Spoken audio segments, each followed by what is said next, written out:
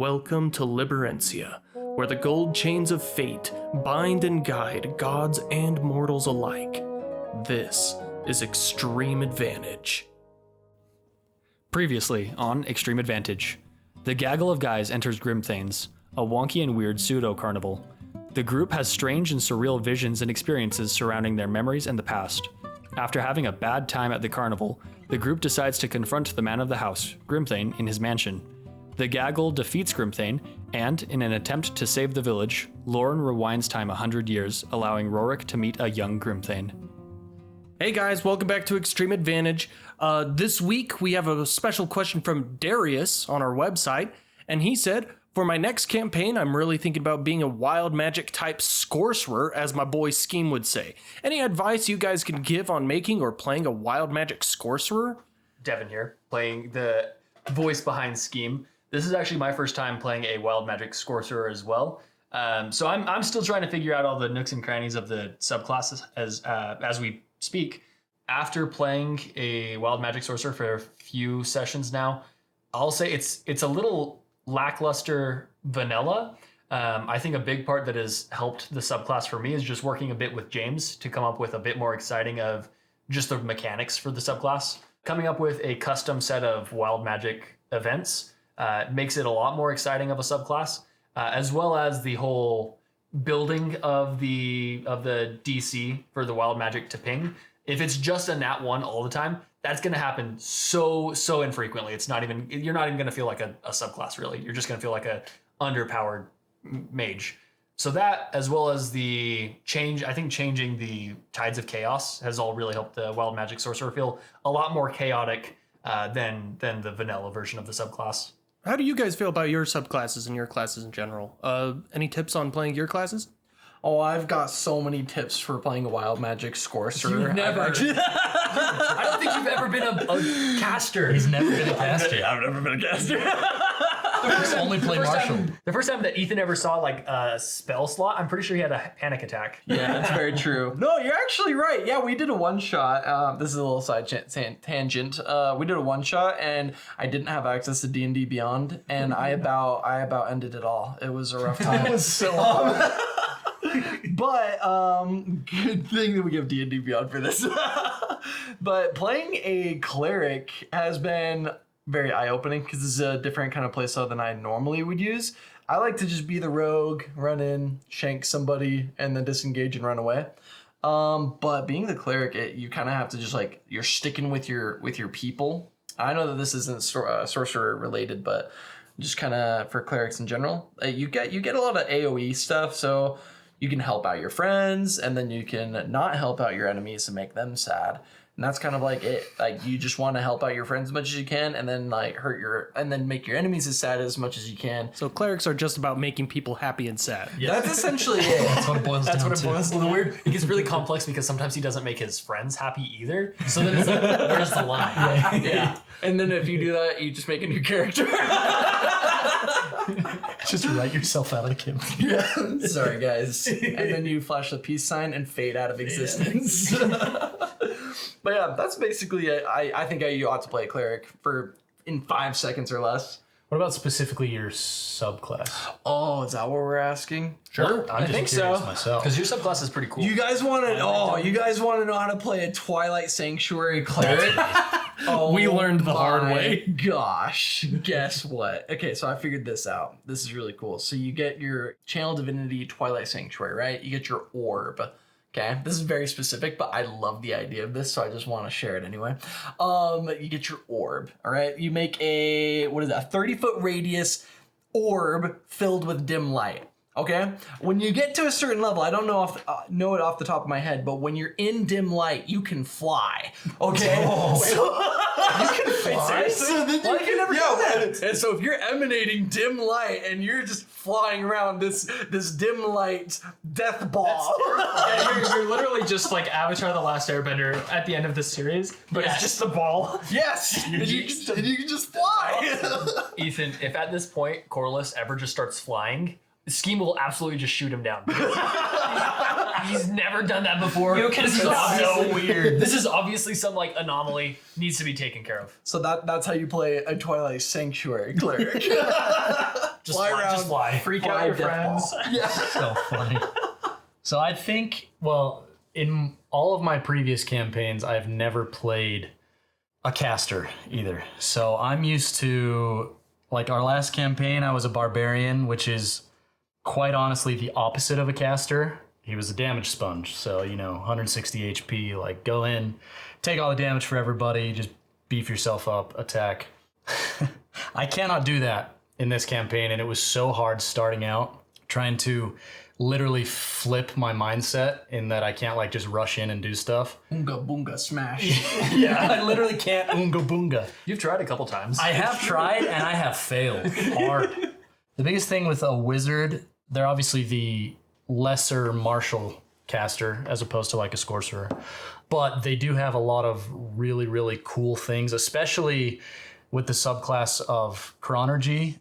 The later levels get very, very spicy. So I'm hoping at some point we can see a little bit of, timey-wimey mumbo jumbo. And there's, I think, a level 5 spell, you can literally age someone to death instantly.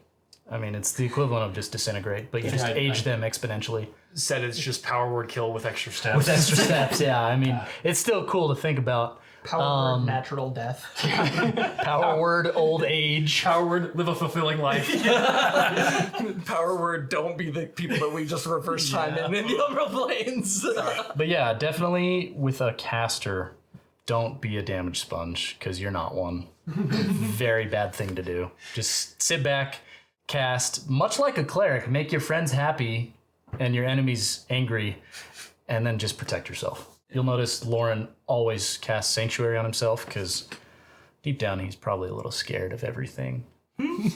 Funnily enough, actually the spell, the level 5 spell to make somebody just age them into death, that's what happens to a cleric if you make your friends sad and enemies happy. You just instantly age to death. Yes. It's like when Add 5 years to your cleric's age. Yeah. Indiana Jones, the third one, where the guy drinks. Yeah, the guy drinks from the wrong chalice and just turns into a Instantly skeleton. turns into a skeleton. Yeah, I just present a choice of chalices to people and they have to pick You it. look into the Ark of the Covenant. Why did that guy explode at the end? You looked in the Ark of the Covenant. It was awesome. No. I'm talking about the guy that drank from the goblet of. Yeah, in Last the Crusade. goblet. He turns to bones and then explodes. Cause, dude, that's the power of the chalice. That's how sad he was. That's how sad he was. Come on.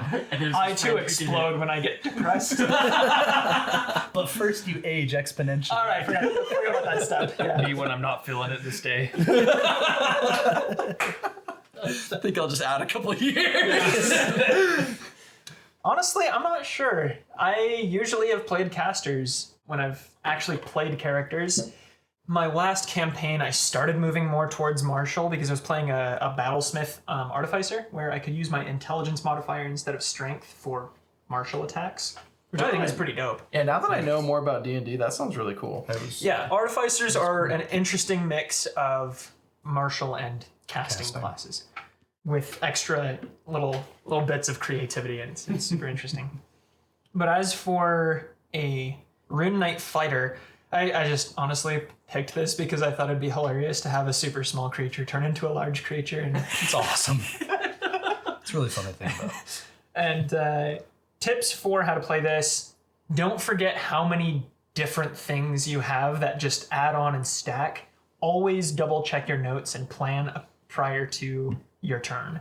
My turns take a bit because I keep remembering, oh, I've got this rune that I can invoke, and I've got this thing that I can invoke. A couple of those are based off of features that I've taken, or feats that I've taken, that I think are thematically appropriate. More proof that Braden loves feet. Yeah. Oh my gosh. Devin and I made eye contact immediately when he said feet. He loves them so much he just had to start picking up extra feats. Yeah, this is just an audio platform, so you can't really see it, but I actually started drooling when I started saying feet. Can confirm he's currently. All right, let's move on. Hold on. I gotta ask James. You've been a DM for the group for quite a while now. Do you have any just last spur of the moment tips for future DMs? Tips for being a future DM. This is the same tip I give everybody who asks me for advice on being a DM. It doesn't matter who you are, what background you come from, or what you do for a living. You will suck when you first start. Like, it doesn't matter how many times you have or have not read the Dungeons Master's Manual. You can only get better at it by actually doing it. So if you're feeling that you want to do it, just jump feet first in. There's no other way to get better at it. Cool. Like Devin, for example, you started out DMing, right? Like Yeah, you were a DM before you played. But my first experience with Dungeons and Dragons for real was me DMing, and I'm sure that was, looking back at my notes now, I over prepared everything. I wrote down scripts where if the party comes in this way, the person's gonna say this. If the party comes in that way, the person's gonna say this. And it was the biggest nightmare, and I'm sure it would have driven anybody insane to try to figure out my thought processes originally. Yeah, for a player, little word of advice from a Dungeon Master, never look at the Dungeon Master's notes because you'd be surprised what they do and do not have notes on. I remember I showed Devin my notes for like the final session for our last campaign once, and there's an entire section on that where I just had like ASDF ? And that was the only notes I had in that entire section. Yeah. Anyways, with that out of the way, let's jump right on into it. Right when we left off, I believe, Raurik, you were sitting down to have a glass of water with Grimthane. So yeah, I hadn't actually drank any of the water yet, but he handed me a glass of water and then told me that his name was Grimthane. Yep. So Raurik is going to just sit there for a second, trying to assess how much danger he's in because he just fought this guy. Granted, it was 100 years later after he became like corrupted, but as I'm seeing this guy right now, he doesn't look anything like the guy that we just fought. Looks like a normal dude, yeah. Didn't you also tell him, like, if you ever meet somebody by the name of Grimthane, turn him away. Shun yourself. Yeah. Murder him if you have to. Didn't say that, but I'm getting to it. It's the Garfield meme where he's like, I wonder who that's for. Standing right in front of a crossed out Garfield sign. No, it's so good. Anyways, you're sitting at this table. As you're kind of like thinking, holding this glass of water, Grimthane does sit down at the table across from you. hello there. You didn't need to say hello. We've already met. You seem a little shaken up. Are you okay? Is it about this creepy Grimthane fella as he points at himself? Raurik is gonna look down at his body. Like it's obvious that he's taken damage. He's been in a fight. He's been in a fight and everything. It's like, yes. Well, you see, I was just in a fight in the future, I guess, with you. Well, if you had a fight in the future, why are you damaged now? This dude thinks you're so crazy. The most insane. Crazy little gnome walking to his door. Yeah, the crazy. You'll never believe this. I actually just fought you. You have to understand. Believe what me, this it's sounds crazy. Like. You have to understand what this sounds like to Grimthane, bro. If you meet somebody by your own name, cast him away. Look, I just fought you in the future.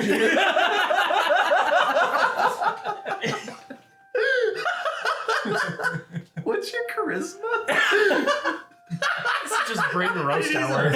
Beefy boys. No, my charisma score is -1. Good luck. Oh, sorry, it's 8, but I have a modifier of -1. Oh, so funny. Anyway, let's see how this goes. All right, continue. So he says, He said, if you fought me in the future, why are you damaged now? you know, I'm really not sure, but it looks like, from my perspective, everything in the city has changed. It's just a village now. Yeah, always has been. Won't always be. Are you sure? Yeah. Can Scheme come Alright. help? I feel like I'm watching a slow train wreck. It's a car accident in slow motion. And there's a car parked on the train tracks, and this train is moving at 5 miles an hour. And it's the guy panicking, trying to put the Like every lever but the brake. horns just blaring. Even the horn isn't working. It's just like you're in between doing full horn and no horn. It's just like.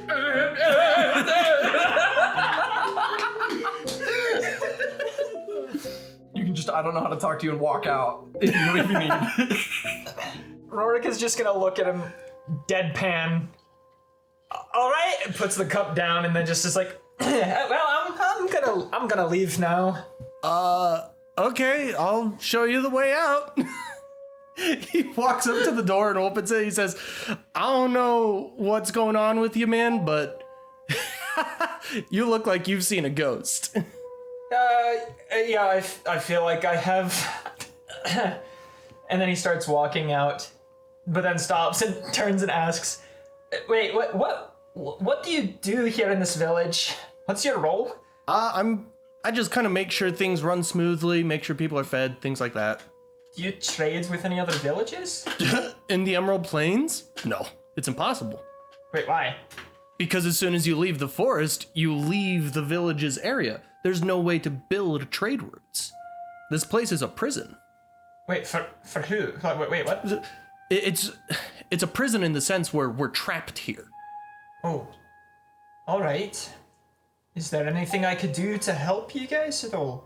Because, Dude, if it helps, get a good night's rest. I definitely need it. And if what I'm doing or what I told you is true, and that for some reason we cross paths again, and we're not really.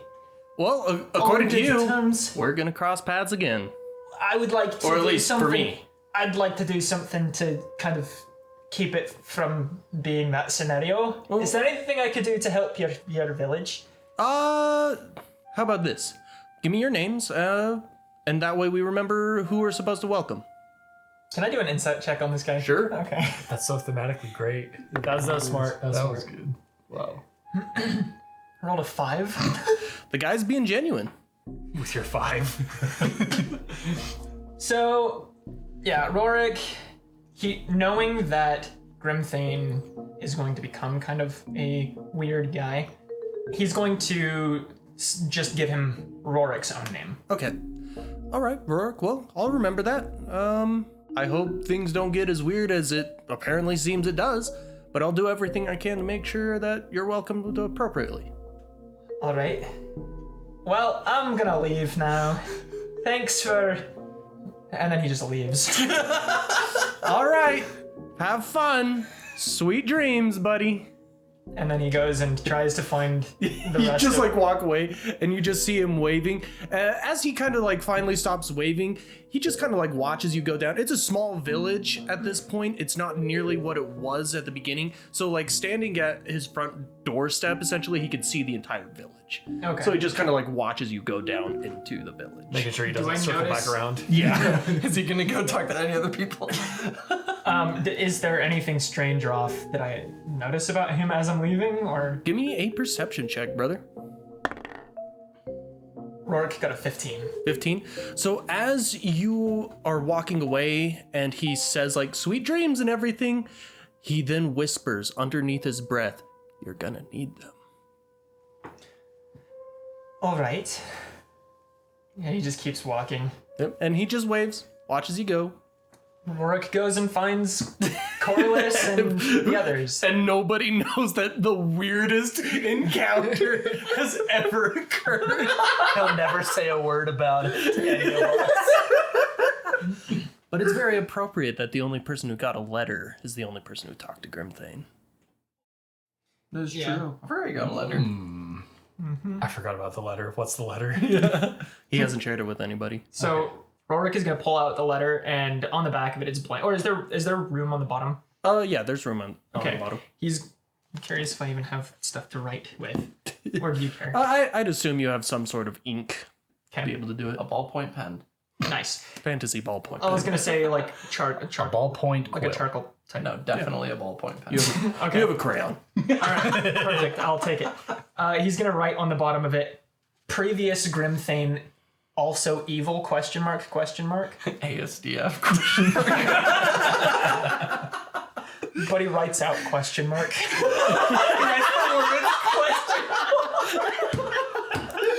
And then puts the question mark. And then puts the question mark, exclamation point. All right, and then he tucks that back into his satchel, All right. And then goes and meets up with the rest of the people. Okay, I believe you guys went out to try and help some of the villagers, right? Wait, no, you got passed through. out. Yeah, Yeah, you're you passed passed out. out. Completely passed out. I believe that Scheme and I may have. Because you saw me passed out, and you took me to like the inn. tavern or an inn or whatever Yeah. to lay down. Whoop de doo de doo. So I'm telling you. Water on your head. That doesn't help. Okay, Now I'm just wet and passed out. And now you're just in a wet bed. Now I'm just in Which a is wet like- bed. I've never been in like a sopping wet bed. That can't be It a just comfortable sounds. experience. I mean, like imagine like wet socks, but on your whole body. I move Lauren to the other bed. Hey, he's still wet. This bed's wet. Yeah, but this bed's not wet anymore. It will be. Innkeeper. All right, Scheme. What do we do? I'm kind of look. I mean, should we just leave? That's kind of what I was thinking. I've had my fill of this island. Yeah.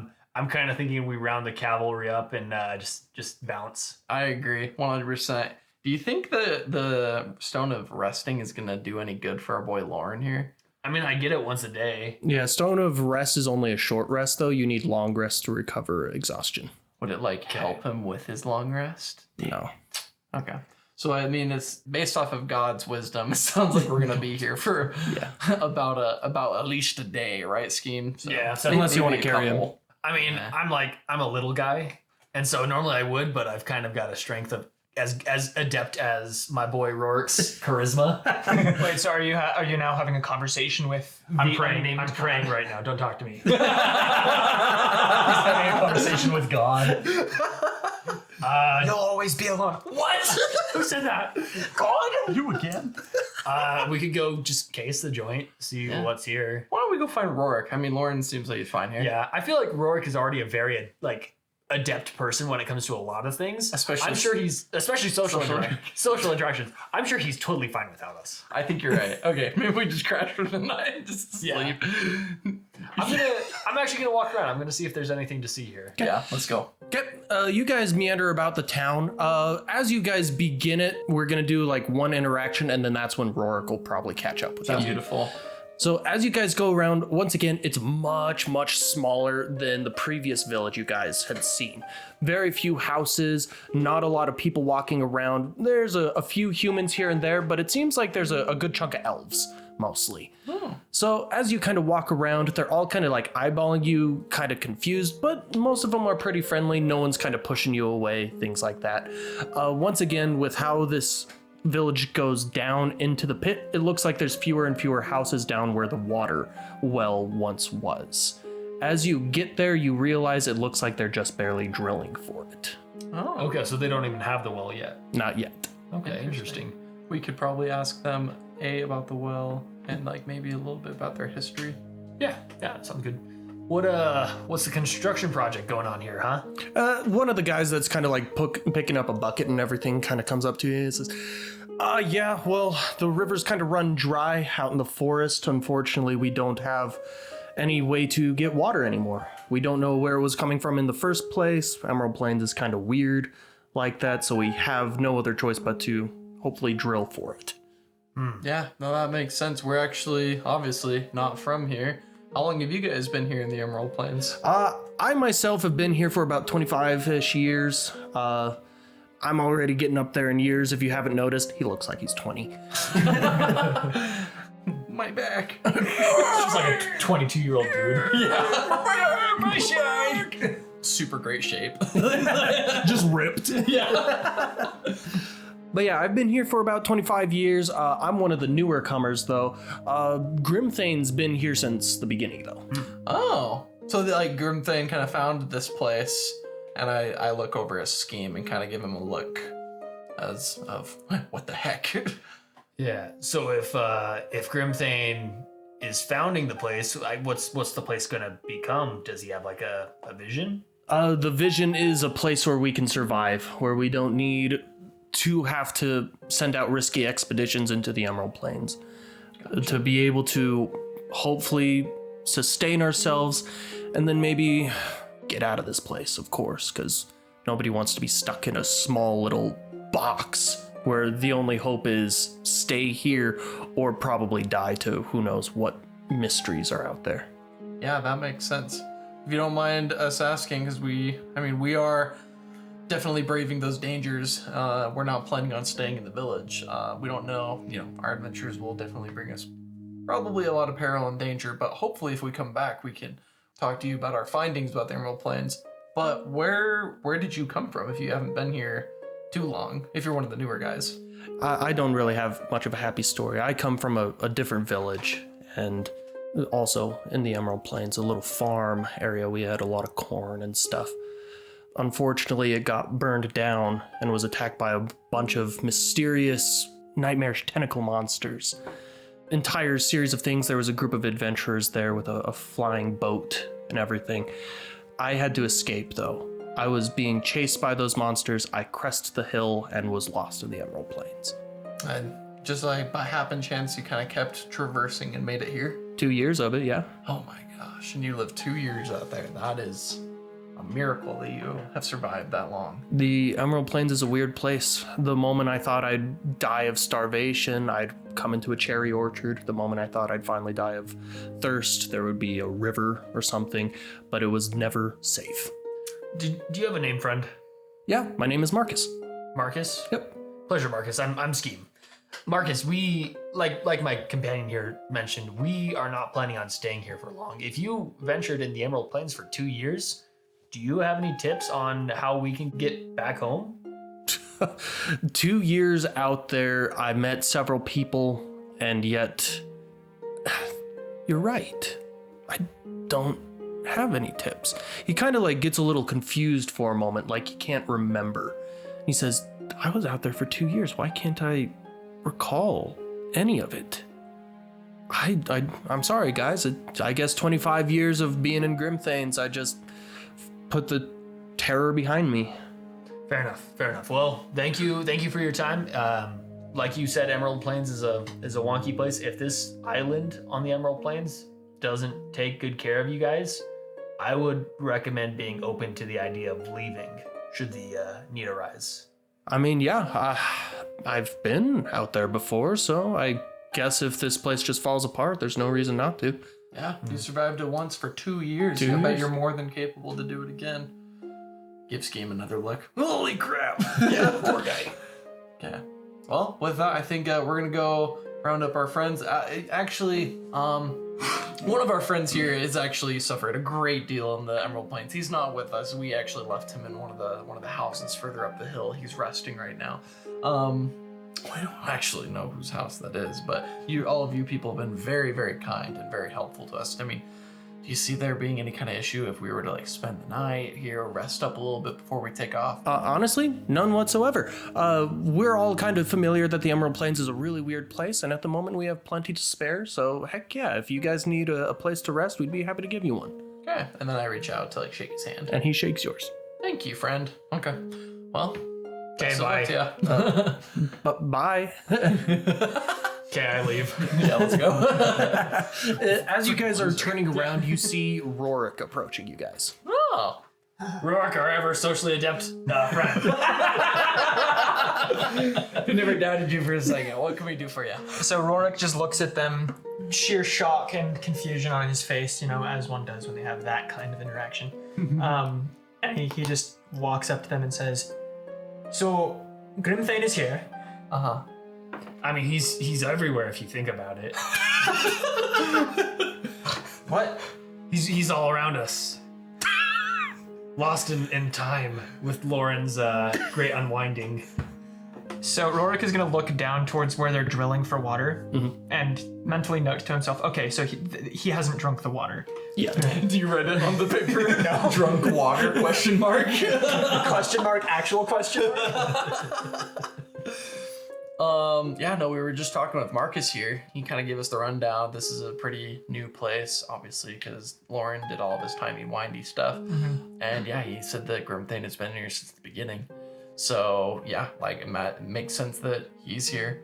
We are 100 years in the past, though. Did you meet him? How do you know he's here? Yeah, so Corliss, when you left me, I walked over to the house that was there. And are you pointing up the hill?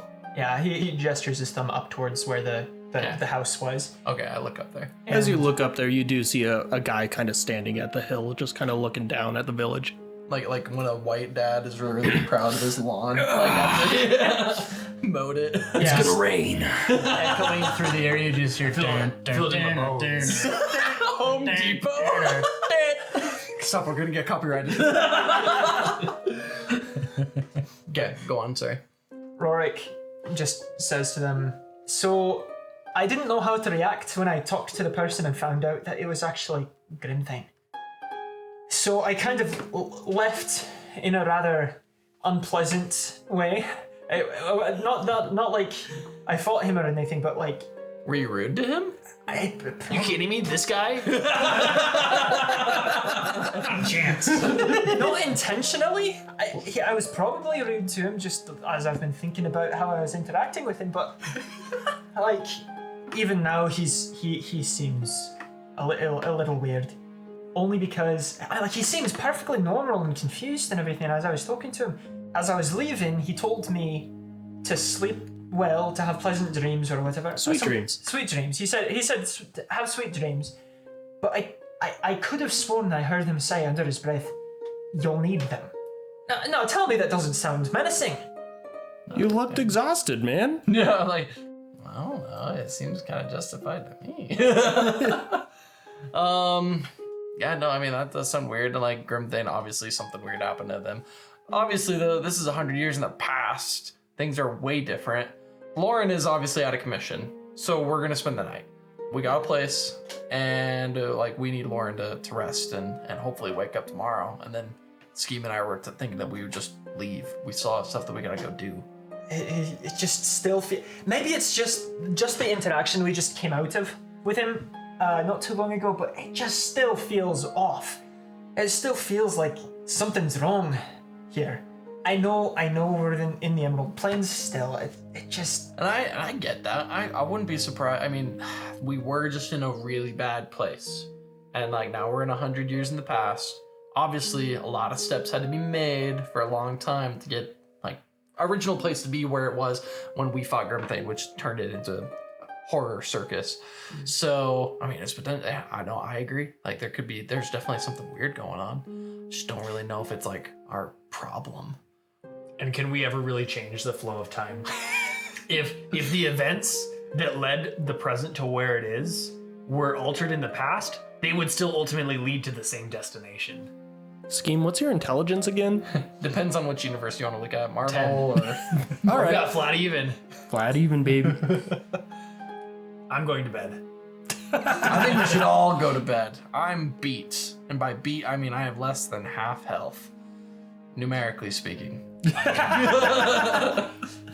Which is a wild concept in real life, because that'd be like me saying, after a day of work, I feel like I'm at half health. Numerically.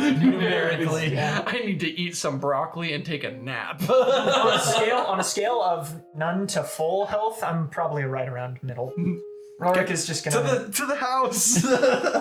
Okay, you guys meander back up the hill and you head into the house in which you kind of just plopped good old Lauren. As you guys walk in, you do see that there is a very pretty young elvish woman. It seems like she's tended to Lauren, who's kind of unconscious at the moment, justifiably so. But it seems like she's changed out the sheets and the blankets to make sure he has some dry ones, and has been making sure that he's pretty comfortable, actually. Has started a fire. Light switch fireplace. Hey, sorry, he wet the other bed. She kind of like is shocked that you guys are walking in, and she turns around with a bunch of like wet sopping like sheets, and she goes, "Was that him that made it wet?" Yeah, it was.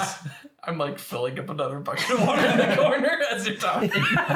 Yeah, over your shoulder. Yeah, it was him. yeah, it's him. We've been working on it for a while.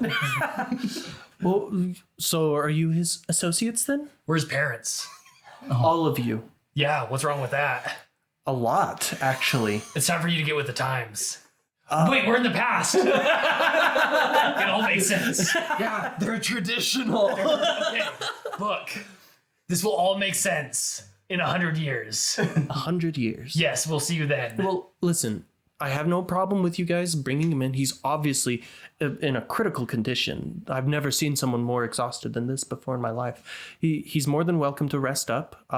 If you guys need beds as well, I only have one other bed, but I could probably get some rolls and some sheets for you if you plan on spending the night.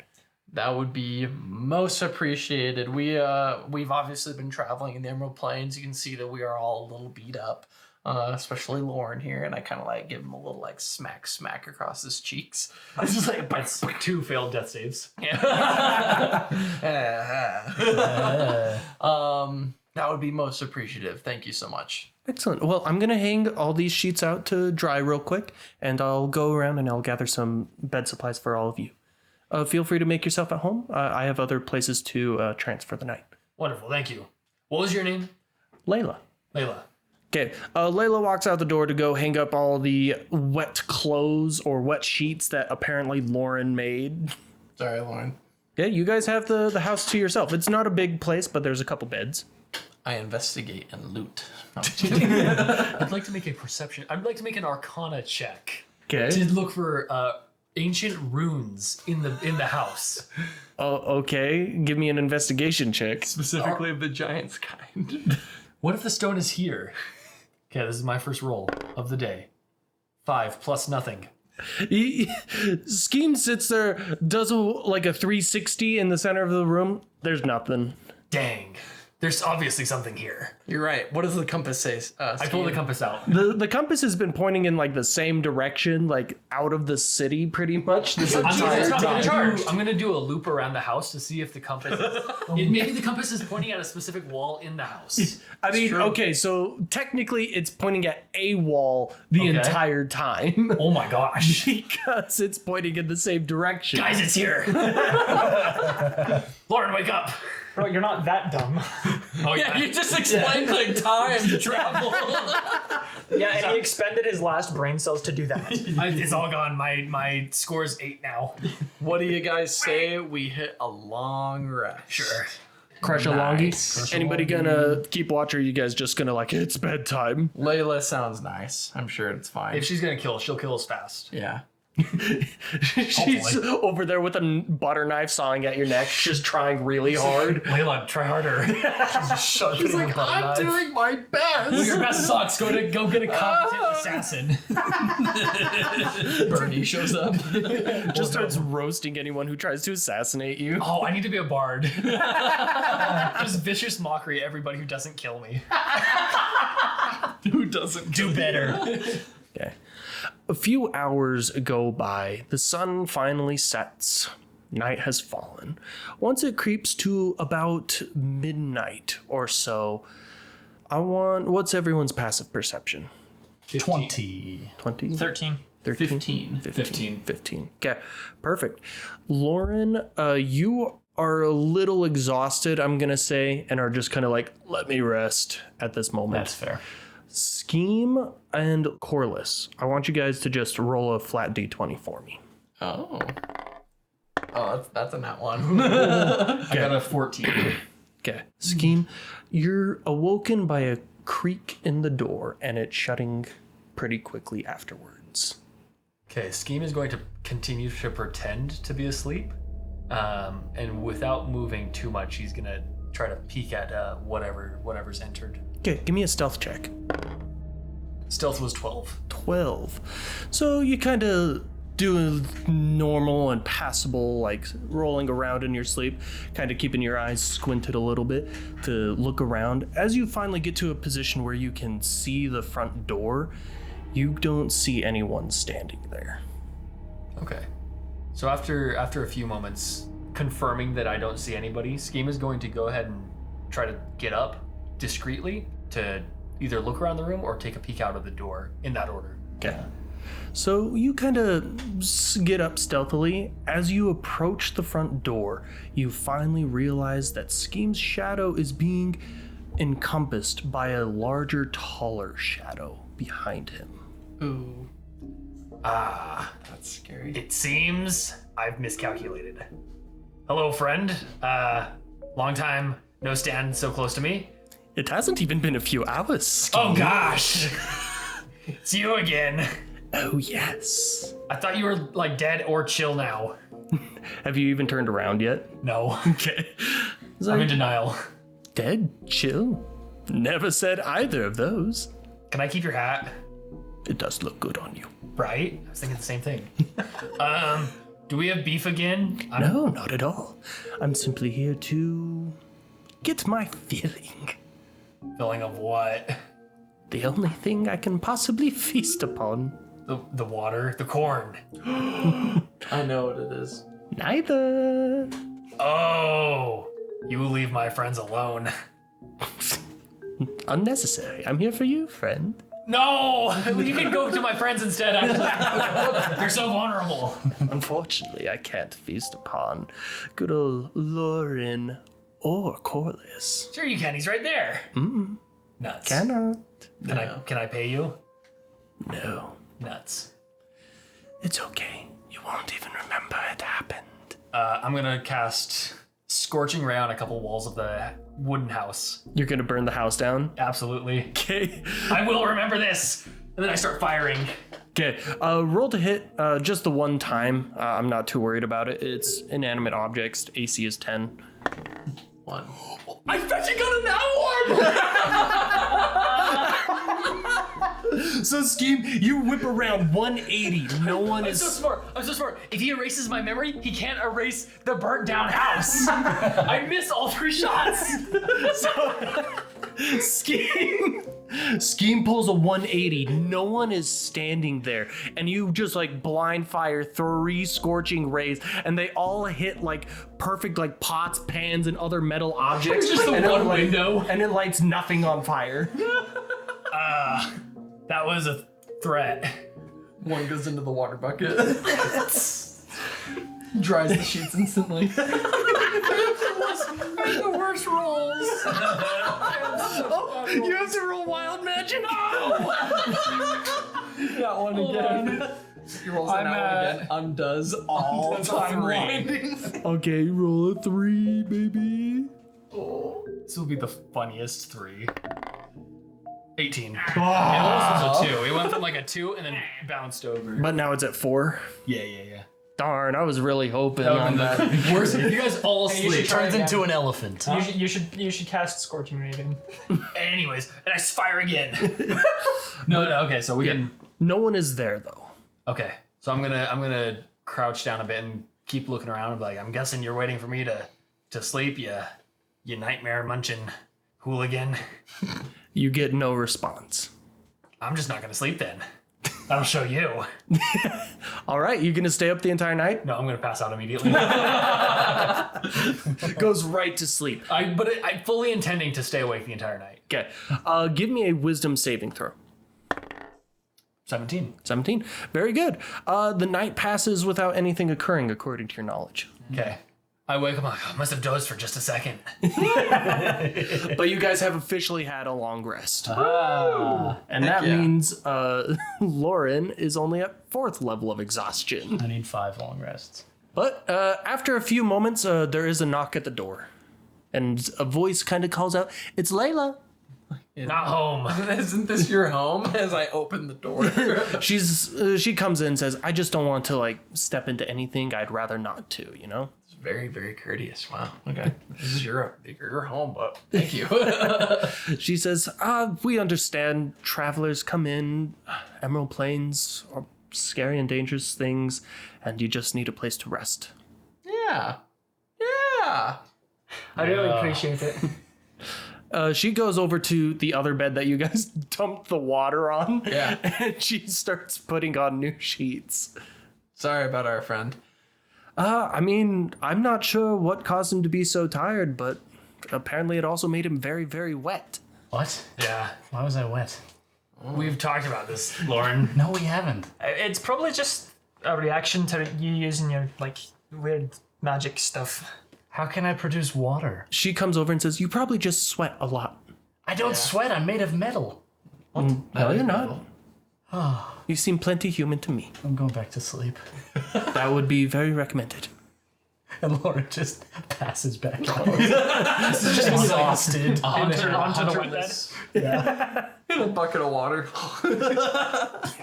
So sad. I'm level 4 exhausted. Like I'm full health, but I have no energy. What that makes happens sense. at level 4 exhaustion? Level 4 Hunter? exhaustion is hit point maximum halved. Yep. At least your speed isn't reduced to 0. It's just half. Yeah. So I have disadvantage on ability checks, half speed, disadvantage on attack and saving throws, and half my hit point maximum. Hooray! Yay. Do we want to just start walking then? Should we? Yeah. I mean, can you cast levitate on yourself and then you just like float alongside us like Yoda? Levitate only lasts for an hour, I believe. Oh, So I just Burn spell waste spell slots. slots. yeah. I mean, I can walk. You guys just have to walk at my speed. Let's do that. Let's get out of here. Let's progress Yeah. the campaign. I feel like narratively there's not a lot going on here. I agree. Except for Grimthane's on that hill. But honestly, I think that there's nothing we can do about it because we can't change what's going to happen. What's preordained at this point to happen. Whatever we do right now, if you were to blow up Grimthane's house, then modern day Grimthane would all of a sudden go crazy from the explosion and become the Grimthane that we know and love in the future. So it doesn't matter what we do, it's just going to end up being what we already experienced. Let's go. Okay, you guys are kind of like getting all your stuff up. As Layla finishes making the second bed, she notices you guys are packing up and asks, "Oh, are you guys getting ready to leave?" Yeah, I think now that our friend here is he's awake and ready to walk, I think it's best that we just kind of continue on our journey. For the record, my maximum HP right now is 19. Baby. So Hold my hand. I still have the temporary. Both ways. Okay. It just didn't get As soon as you say that, Layla kind of isn't shocked, but is visibly concerned. She says, "Are you sure you want to go back out there into the Emerald Plains?" Can we just say that we stay here for 4 days? and nothing happens. Yeah, in that case, yes, we are sure. Unless this is God speaking through Layla saying, you should not leave right now. No, Layla's just being a concerned person. Yeah, we're sure. Thank you, though. Well, if you wouldn't mind, I'd like to at least prepare you a little lunch on your way out. That would be great. Thank you. All right, get packed up and everything. I'll just be in the kitchen. Okay. Corliss, are you seeing anybody? What? Corliss, are you in a committed relationship? No. No? This Layla chick seems pretty aight. I saw the way that you were looking at her. Okay. Well, can't say I didn't try. Scheme don't- the matchmaker. As badly as Ethan wants to flirt with James the DM. You're not. Who's James the DM? Yeah, at that point you'd just be flirting with God. That's a weird way to. That's a weird concept. I don't like that sentence. Why? James, my friend from work. Also, God. You doing anything Friday night at 7? Honestly, that would make it a hilarious anime. James, my friend from work, and also God. That would be the title of the anime too. I hate anime titles. All I think of is like those Bachelorette and Bachelor things where it says James and underneath it like former child. And it says is also God. Yep. Anyways, Yep. moving on. Layla kind of just gets to work in the kitchen, cooks you guys up some nice sandwiches and some taters. And she kind of wraps them all up, gives them over to you, and says, "You can eat them now if you're hungry, or eat them while you're out in the plains. I genuinely wish you luck." Thank you so much for all your hospitality. Of course. You just welcomed 4 strangers in and helped care for someone who's on the brink of death. Well, I'd rather welcome 4 strangers who just make beds wet over 4 strangers who are actually violent and would kill me. We would never hurt anybody. Never? Never. Unless our lives just depended on it. Even then, it'd be full of moral dilemma. Speaking of moral dilemma, Lauren, are you up? This kind of is entirely contingent upon you and your health. Are you up for going back into the Emerald Plains? I can move. You'll be held up by me. I mean, we're more than happy to go at your pace, but other than that, Absolutely. Okay. Yes, absolutely. okay, Rock and roll. then we're off. All right. Raurik is going to take like 5 gold and give it to her. She kind of like takes the gold, looks at it, and says, "I have no need for this. Yeah, they're communists. They're rich. I have not used a gold piece nor a gold piece of this type before in my life." She kind of examines one of the coins, confused, She is and she gives it Lucas. to you. All right, my thought was just if you guys do establish some kind of trade route with another village eventually. If we do, that's way down the road. That's fair. Well, Anyways, bye. We're grateful for your hospitality. We'll see you later. Thank you, Nana. I both hope and don't hope we see each other again. That's fair. Accurate. Bigger. What the heck? All right, well, We all squint. Good luck. good luck. Thank you again, and bye. You guys kind of walk out the house. As you are about to leave the village, you do see good old young Grimthane approach you, just kind of like hands behind his back, like he's walking around the town or whatever. And he says, "Oh, Raurik, you and your friends are finally leaving? You only stayed for a day." Well, we have a specific mission that we're on. We're trying to get on with it, and we can't really stay here for too long. And you're not just trying to survive the Emerald Plains, you actually have a purpose out here? So few people have an actual purpose out here.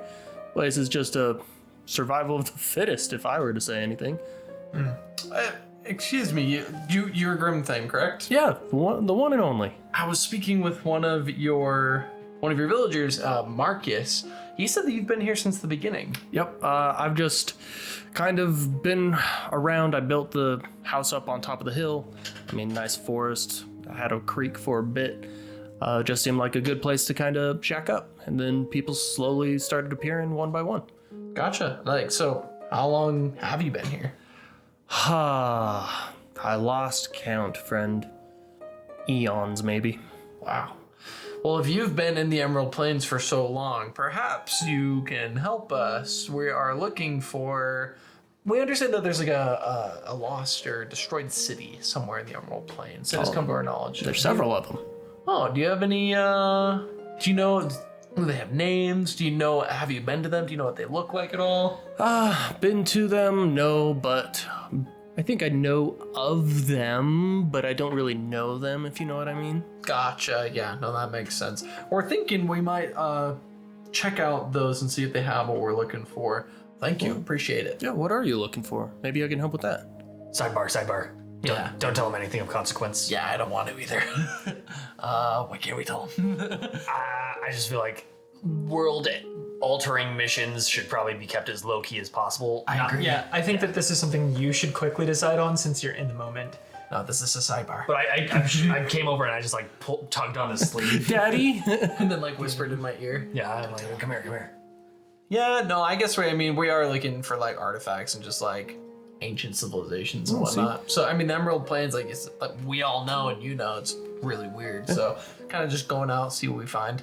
Looking for relics. Oh, Of relics. the Emerald Plains, if you will. The Emerald Plains is littered with them. Indeed. There's so many, it's embarrassing. Raurik is going to be just sizing him up, looking at him, just not like side-eyeing or anything, but like just observing him. Yeah. Like very Yeah, give me an obviously. insight check. I got a 16. 16.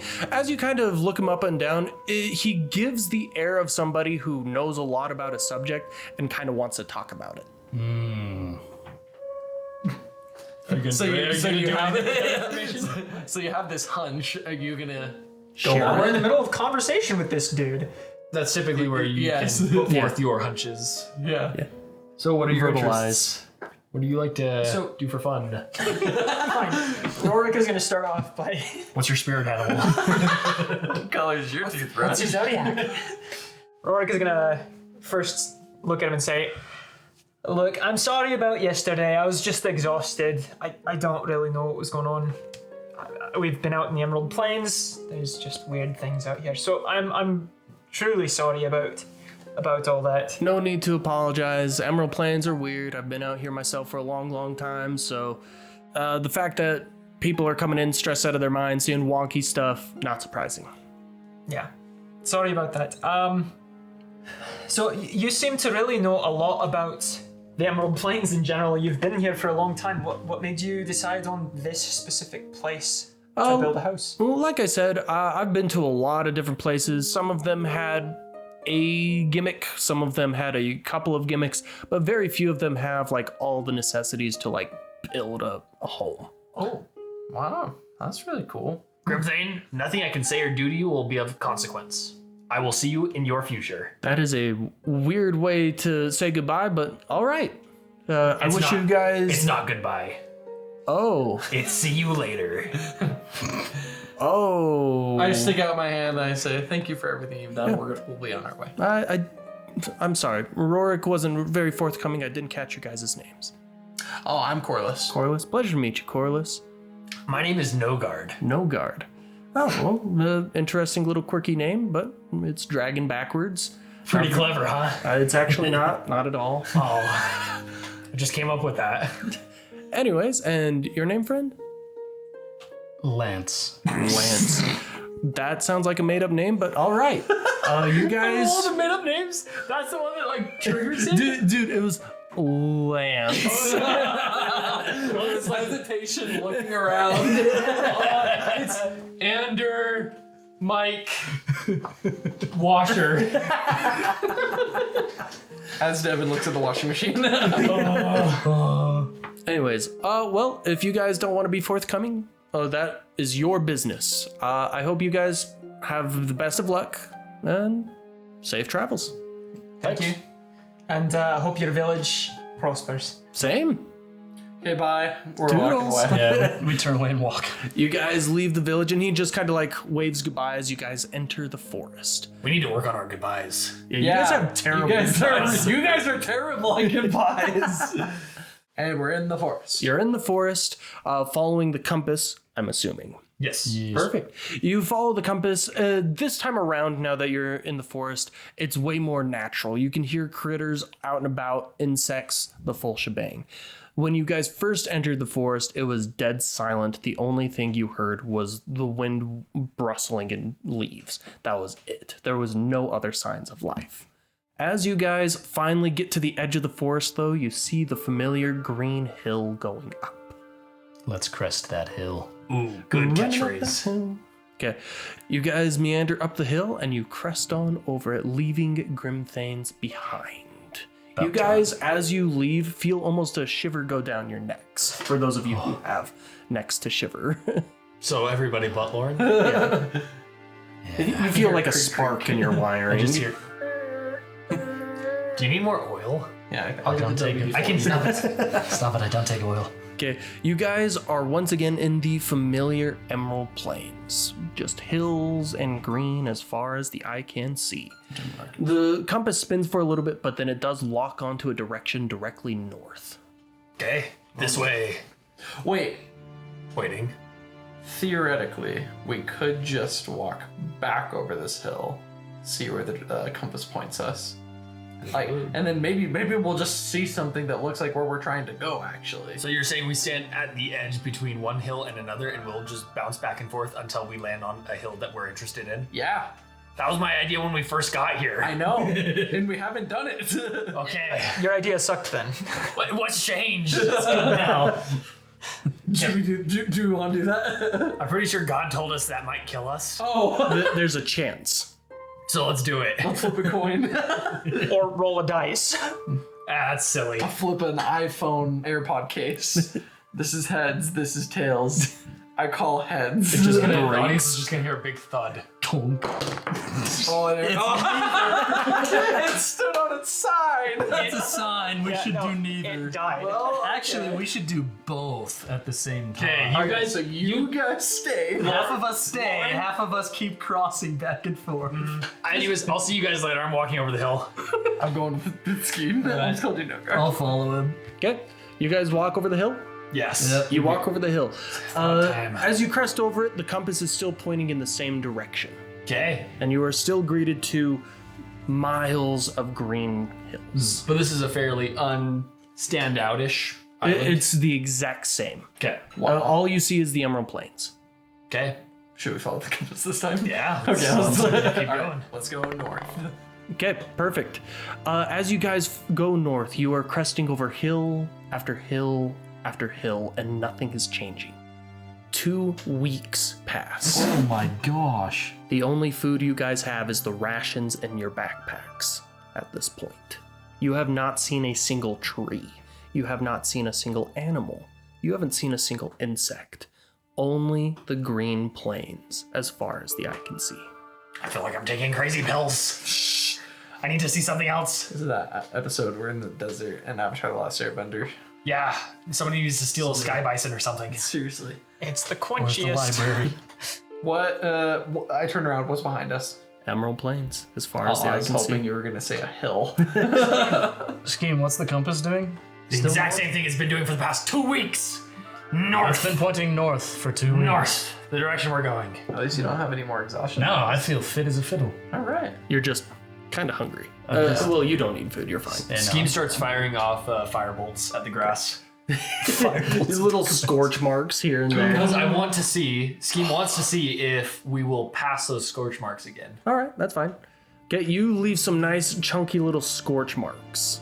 So, real quick, it is at this point 2 weeks have passed where each day you are going to have to roll Constitution saving throws to avoid a level of exhaustion. oh boy. What? Because you are so low on food and water.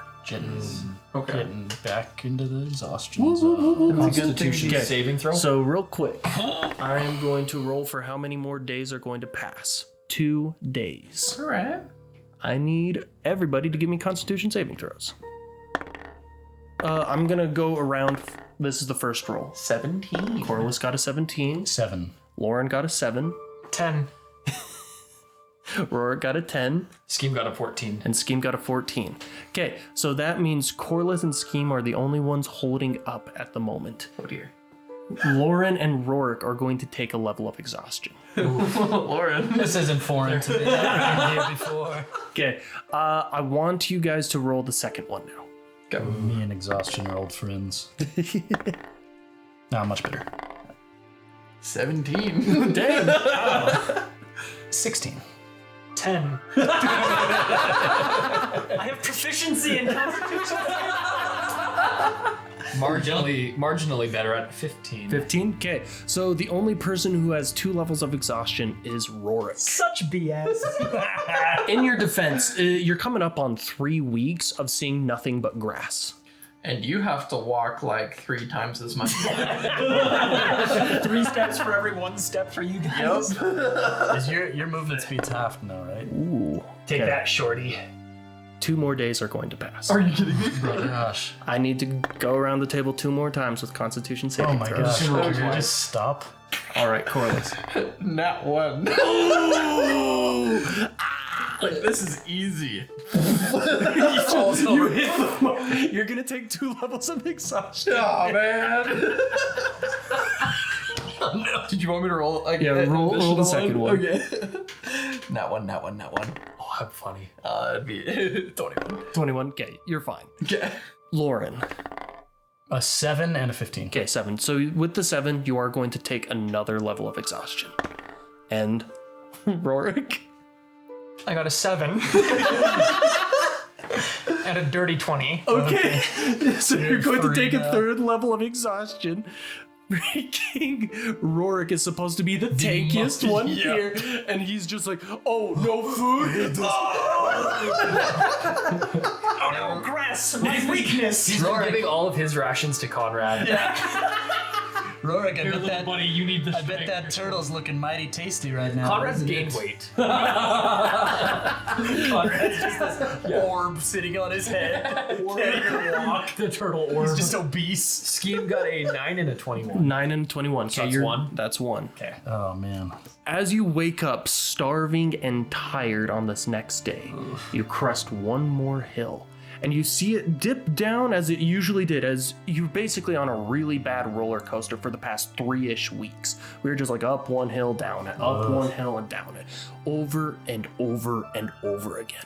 You guys have now officially spent over a month in the Emerald Plain. On this one island? Or. Just in general. Just in general. Okay. We haven't passed that scorch mark again, have You we? have not. Yeah. As you crest over this familiar hill, it crests down, but then you are greeted to an enormous hole in the ground. You see it just straight up fissure, like someone cut it out. Just jagged cuts everywhere, not like something erupted or fell, but like it was straight up cut out. As you look into this hole just a little bit, even from this distance, you're several miles away from it. You can tell it's enormous. It goes off as far as you can see to the left and to the right. and it goes off miles across. And as you look down into it, you see nothing but a sea of stars. What the? There is one singular bridge that crosses this gap. It looks like it is part of the Emerald Plains, just grass, but some stones laid out. Is my compass pointing in this direction? This is the first time you've seen the compass perfectly aligned with something. As you had crest over this hill, you are directly lined up with that bridge, and the compass is pointing directly north across that bridge. Interesting. I think we're all in agreement. We need to tie a rope around Raurik and put him down into the stars. I think you're right. I think that sounds. Yeah, let's do it. I just don't even care anymore at this point. I just As you guys look at these stars, though, any one of you, if you so desire, can give me a history check. I had a feeling I did it. 14. 14? Okay, that is sufficient. It looks eerily similar to Dragar's sword. His sword. Whenever he moved his sword, when it was activated, it would leave like paint on canvas, Trail of stars. a trail of stars and space. I wonder if this is where Dragar got his stone from then. It very And well if- could be. And if that's the case, then we may have wasted the last month of our lives looking for a stone that was never here. Well, however, maybe this is where all the stones were meant to be, and this is the resting place of all the stones. But that stone was already here. And he stole it. Yeah, this could be what we're looking for. Yeah, but we'll see if there is another one here waiting for us, or if there's another clue at least. Built into its nature, a bridge does not allude to a destination, but a traveling point. Look at you all philosophical. Did you Google that? No, I didn't. No, James is just full of bridge metaphors. I just want you guys to know that I'm way more eloquent when I write things, okay? All his notes say are talk about bridges. Bridge this, bridge that. Bridge ASDF question. Hey! I told you not to look at my notes.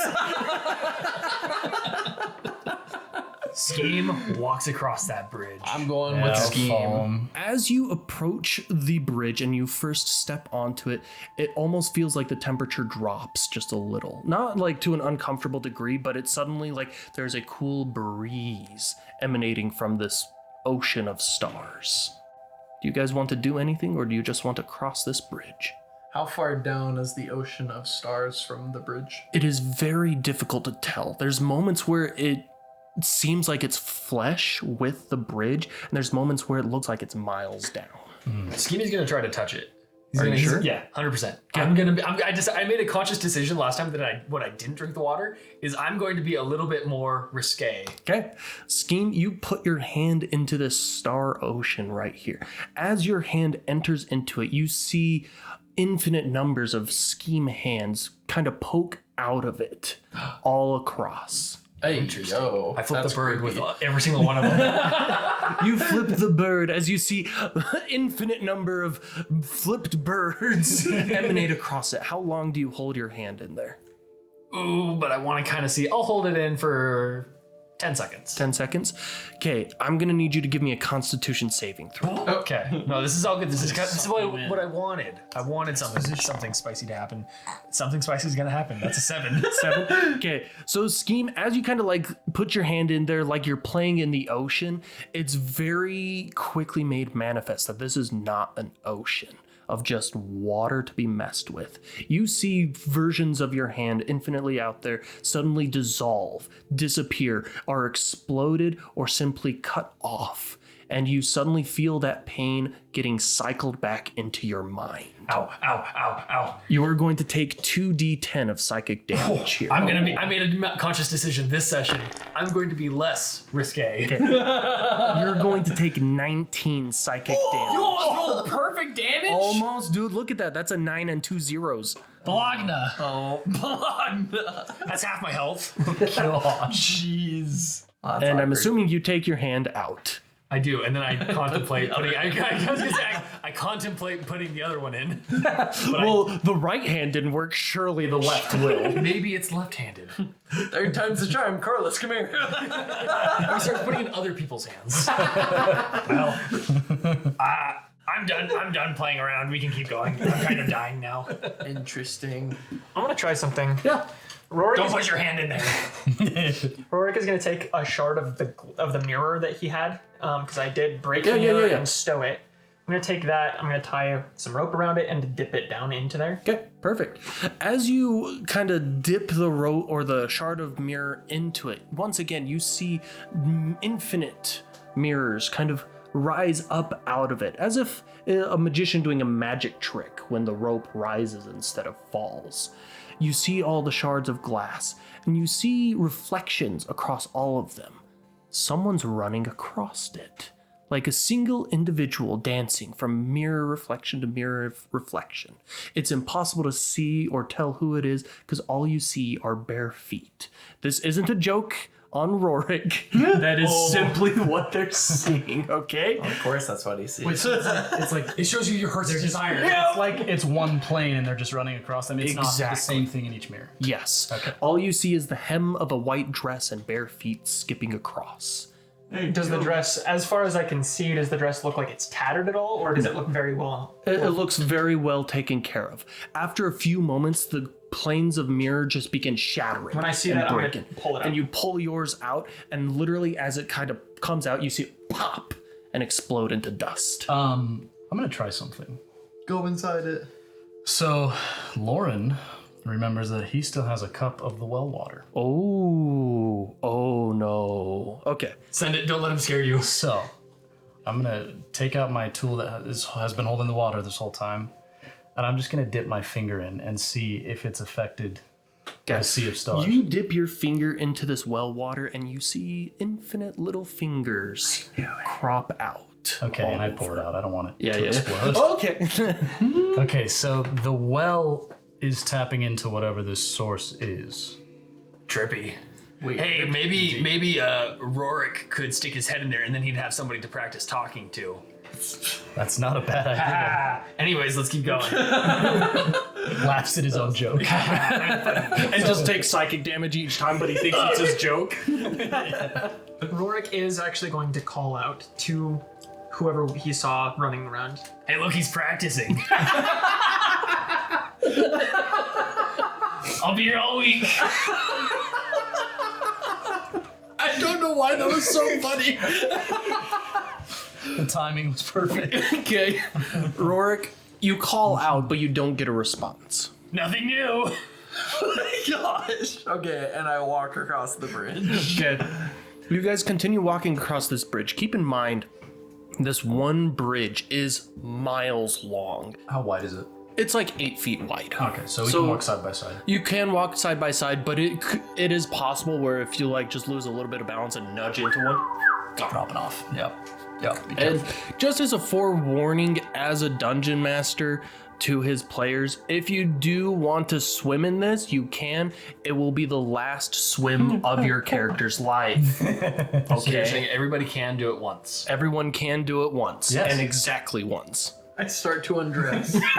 No, Swim time! Carlos, please. God said one time He didn't mean now. opportunity. Do it when you've lived a long life, Corbett. Okay, you guys continue moving along this bridge. Hours go by, like there's very little to see. It is a change of pace from the Emerald Plains, but nothing new is really happening. As you kind of go along, I want somebody, only one of you, to give me a perception check. I'll do it. Do you perceive well? I do. All right. I don't roll well. All Clearly. right. 11. Okay. You kind of like look around, but it's like staring at the night sky for a long period of time. It just kind of like blurs after a while, and it's like, yeah, that's pretty, but can I really stare at this while I'm walking for so long? Makes sense. You guys continue to move forward. As you guys are reaching like evening time, like 5 p.m., it's not quite bedtime, but it's definitely getting time to wind down. You feel a little bit of a rumbling. Oh boy. Hey, yo. Raurik is gonna drop down to hands and knees to kind of be stable because he's very tired. Yeah. And Exhausted, yeah. one might say. Okay, you kind of like drop down and you're like feeling it, and you can tell that the path is shaking. Should we start running? I feel like we should start running. I feel like you're right. We can only move at half speed. I can only Whoever's the most move. exhausted. Yeah, I can only move 15 feet per. Yeah, per you're whatever. half speed I, too. I, But pick I up, will move. I pick up Raurik. Give me an athletics check. He's Can I assist him since bigger than you. since I'm trying? Yeah, you can help him. Give him The two advantage. smallest guys are gonna. That's a carry each 6. You have advantage. He gave you help. other. Oh baby. That's a 4. So Raurik is on his hands and knees, and you're like, "Here, let me pick you up." I'm gonna do like a Sam to Frodo thing. I'm gonna be like, Raurik, I may not be able to carry Conrad for you, but I can carry you. And then I just don't. And like Raurik is like trying to get on your shoulders as well, but you're both just it's not working. Shift a bit more. So seeing this, Raurik is just gonna stand up. I'll just walk it. I think we just gotta keep Yeah, going. just go. Okay, you guys keep walking, and the rumbling does eventually stop. I want one other person to give me a perception check. Okay. I can roll better than me. Would they get advantage because they know something is up? You did not roll better than me. No. The 7s You can roll persist. again. I'm giving you advantage. Thank God. Yeah. Oh. 8. You got one better. Went from a 7 to an 8. We've just been rolling such garbage I tonight. teetered on an 18, and then I teetered on a nat 20. So Say yes, I can roll. it's moments like this as a DM where it's like, I can control a lot of things. I cannot control the dice.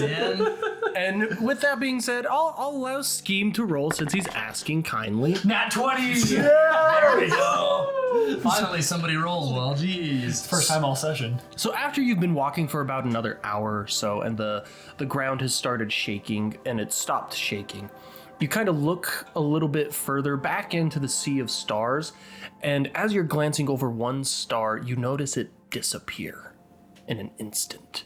As you kind of focus a little bit more, over like a few moments, you see stars are slowly fading. Guys, I kind of think this place is shutting down. How far are we from where we started? You're definitely closer to where you started. It's going to be backtracking, but it is not close. I think we should probably book it. This place is collapsing on us. Let's pick up the pace. Yeah, let's go. Do we turn around? Do we go back? I mean, we've been walking for hours. No, There's it's- clearly no way that we would make it back in time. I think we just gotta keep going. It's safer to just go forward and get to the end. Okay, so you guys kind of pick up the pace, not quite running, but you're moving quicker. Well, Fast as we can. I'll say I'm running. Scheme is running. Scheme is full sprinting. I'm running as much as I can. How fast can you go? 30, but I have 2 levels of exhaustion. There is urgency in my steps. Yeah, agreed. So everyone's kind of running, but they're moving at normal speed. I dash to go my sprinting at walking normal speed. We're all just speed walking. Everyone's tired. We're mall walkers. Do I have any spells? Would casting Expeditious Retreat on all of us do anything? I think so. Because all it does is it lets me use Dash as a bonus action, as a right? bonus action. Yeah. If you can upcast it to target additional creatures, you should be able to do that. I don't know that I can. It would say at the very bottom of Does the it spell. say range is just self? Yeah. Yeah, so you can only I target can cast yourself. it on myself. Do you have anything to speed up? Scheme can use his blink branch potentially to kind of use that initial when you phase back into reality, you Yeah. pop out 10 feet away.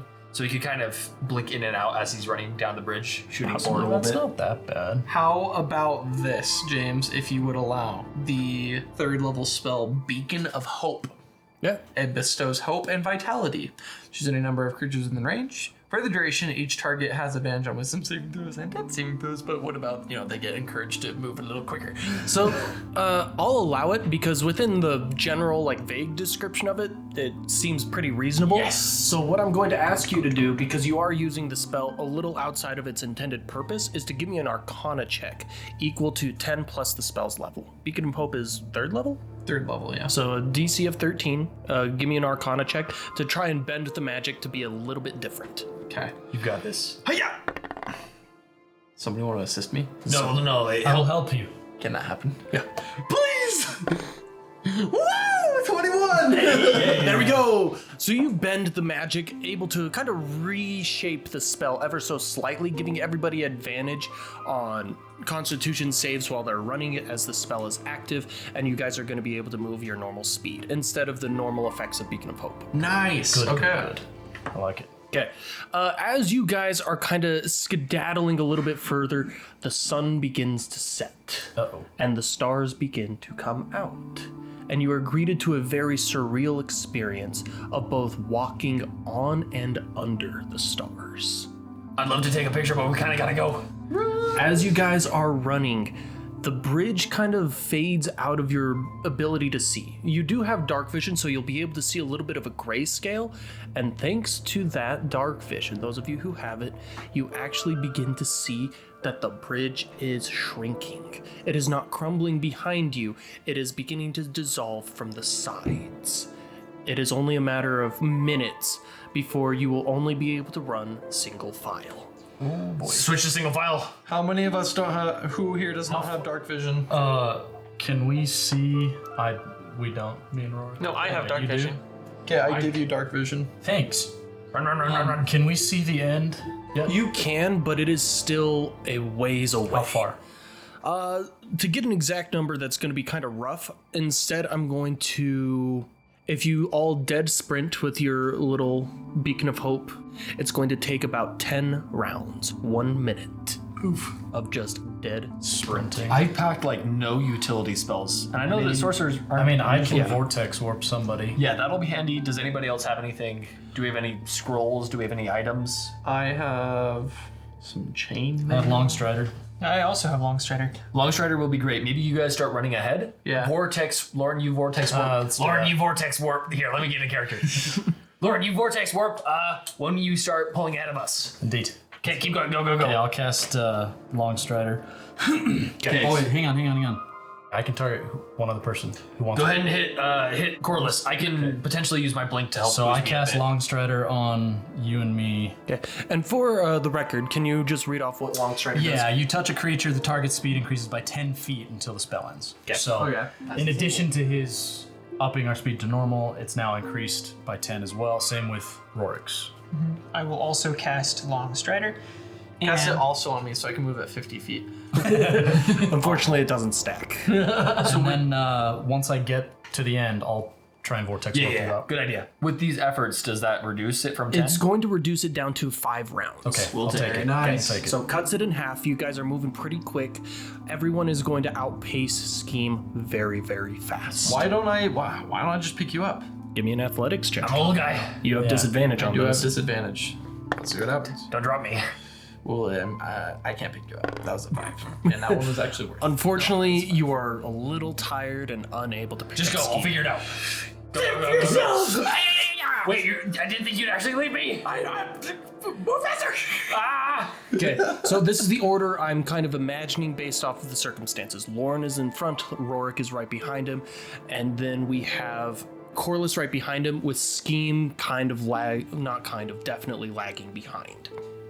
So everyone is dead sprinting at this point. You've chalked up a lot of spells and given a lot of resources to cut this entire length of time in half. This is still going to get very dangerous because after 2 rounds, the ground is going to become shaky and there's going to be acrobatics checks to maintain balance. Okay? It's a good thing we're all martial classes. It's a good thing we all have Yes. disadvantage on ability checks. Oh, nuts. Okay, so first things first, I need people to give me constitution saves to maintain their pace. At advantage because of the beacon of hope. Yes, at advantage. Yes. Wow. 9. I got a 12. 18. 18. I got a 16. So, Raurik, as you're running, you see Lauren is quickly just. He went a little too hard, a little too fast, and you pass him up very quickly. So, Corliss, you're slowing down a little too, but you are still very far ahead of good old Scheme at the moment. You guys continue running. Second round, is there anything you guys want to do? Or are you just gonna try it? No, I don't think there's anything. How far really. back is Scheme from me? It's hard to calculate at this point. I'm gonna say like 90 feet. I am going to command Scheme. Attempt to command Scheme. Two. You will cross this bridge. So command has to be one word. Cross. I die and cross to the Turns around. throws myself into the water. He just T-poses. Yeah. All right. I will do this. I will command him to approach me Therefore, he must always be trying to approach me. But like he's already going to do that. But if you stop for some reason, you will have to. Command only lasts for 1 round, so he'd basically be very motivated for one And single then I just round. give up. Well, I'm going that won't to. work. I'll do this. I will Vortex Warp him now in front of us. Okay. Directly down the bridge. Okay. You say So- scheme, right? Yeah. Okay. Okay. So Scheme, you're probably gonna get to the end first at this point. Winning! Hold person. What I want from you, Scheme, because you're being teleported to a brand new location that you weren't really ready for, give me an acrobatics check. I'm really So good you at do those. have disadvantage on those, though. I'm got a 13 and a 7.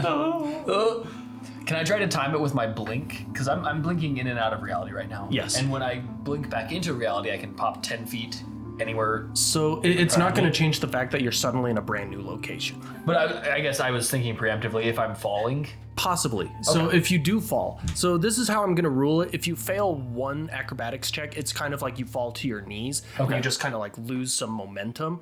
If you fail a second one, that's when things start getting dangerous. Gotcha. Well, then I've only failed the one time, then I think. Yeah. So Scheme, you kind of get teleported all the way forward. You kind of fall to your knees, kind of losing your footing as the ground is dissolving beneath you.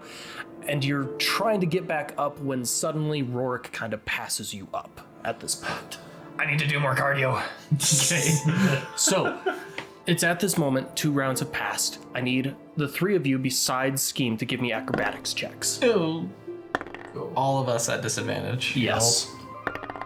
That is an 8. Ooh. 13. Okay, 13. 13. Okay, you 2 are going to save right there, bud. good. The DC isn't crazy high at this moment.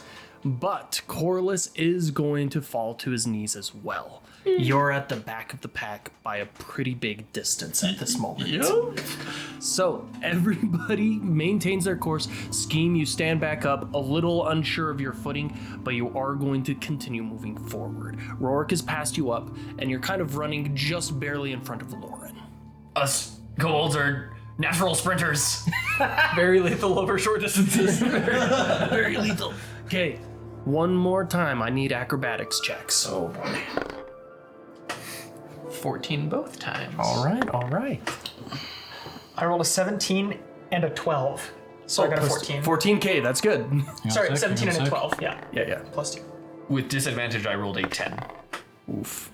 I got a 12. So anyone who rolled below 12, the DC was 13 this time around. Raise your hands. Just to... Like 12 or below?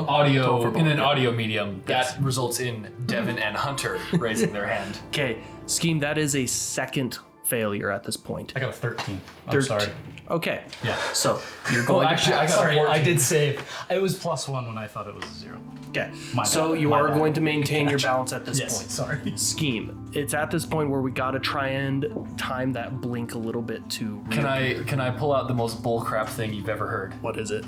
I'm going to try to Melf's minute meteors and grab onto my meteors. Unfortunately, no. Grab I'm gonna say no because it's like throwing a rock and holding onto that rock. Throw it. This isn't Looney Tunes. Shoot a bullet and hang You're on right. to the Yeah. bullet. This is real life. I need to use real life physics. Okay. In the land of make-believe. This is not possible. The only thing that we bring over into the land of make-believes is real physics. My tiny lizard body can't grab onto this streaking meteor. And you begin to fall at 9.8 meters per second squared. Out of all the things that transferred over, terminal Gravity. velocity. All right, Scheme. This is what I need from you. We need to find out if the blink even takes effect. Okay. So that's how I'm gonna rule this. If the blink even happens, you'll be able to move forward the 10 feet. Okay, in that case, I need to roll an 11 or above on a D20. Rolling now. 11! Coming in That was the most non-roll roll I've ever seen on D&D Beyond, where the dice just appeared, landed on the mat, and then just didn't move. Your computer's just sitting there like 11. Yeah, make that 11's good. happen. 11's good. Hold my beer. Okay, you literally feel the ground crumble beneath your left foot as you begin falling towards the star ocean. You disappear into the ethereal realm and then will yourself to reappear 10 feet further down the road. You are still like a little shaken up, but I'm gonna say you're okay at this moment. I kiss my blink branch. It breaks. Okay, so last few rolls in these moments. One more Constitution save to maintain your pace. At advantage. Yes. 17. One of those rolls is a nat one. 13. 13 was the DC on these Constitution 18. saves. We all Okay, saved. so everyone is like, they notice the danger of what's happening. Everyone's like, adrenaline is kicking in. Let's keep this pace. The first person to almost make it to the edge right here is Raurik. As you see the bridge dissolve into nothing but the space between you and the edge. You have about 15 feet to clear there. Holy It's a long crap. jump. So that does mean that since you guys are all running, you don't need to worry about a running long jump. The jump is just a DC equal to the number of feet you have to cross, which means it's an athletics check DC 15. of 15 At disadvantage. at disadvantage.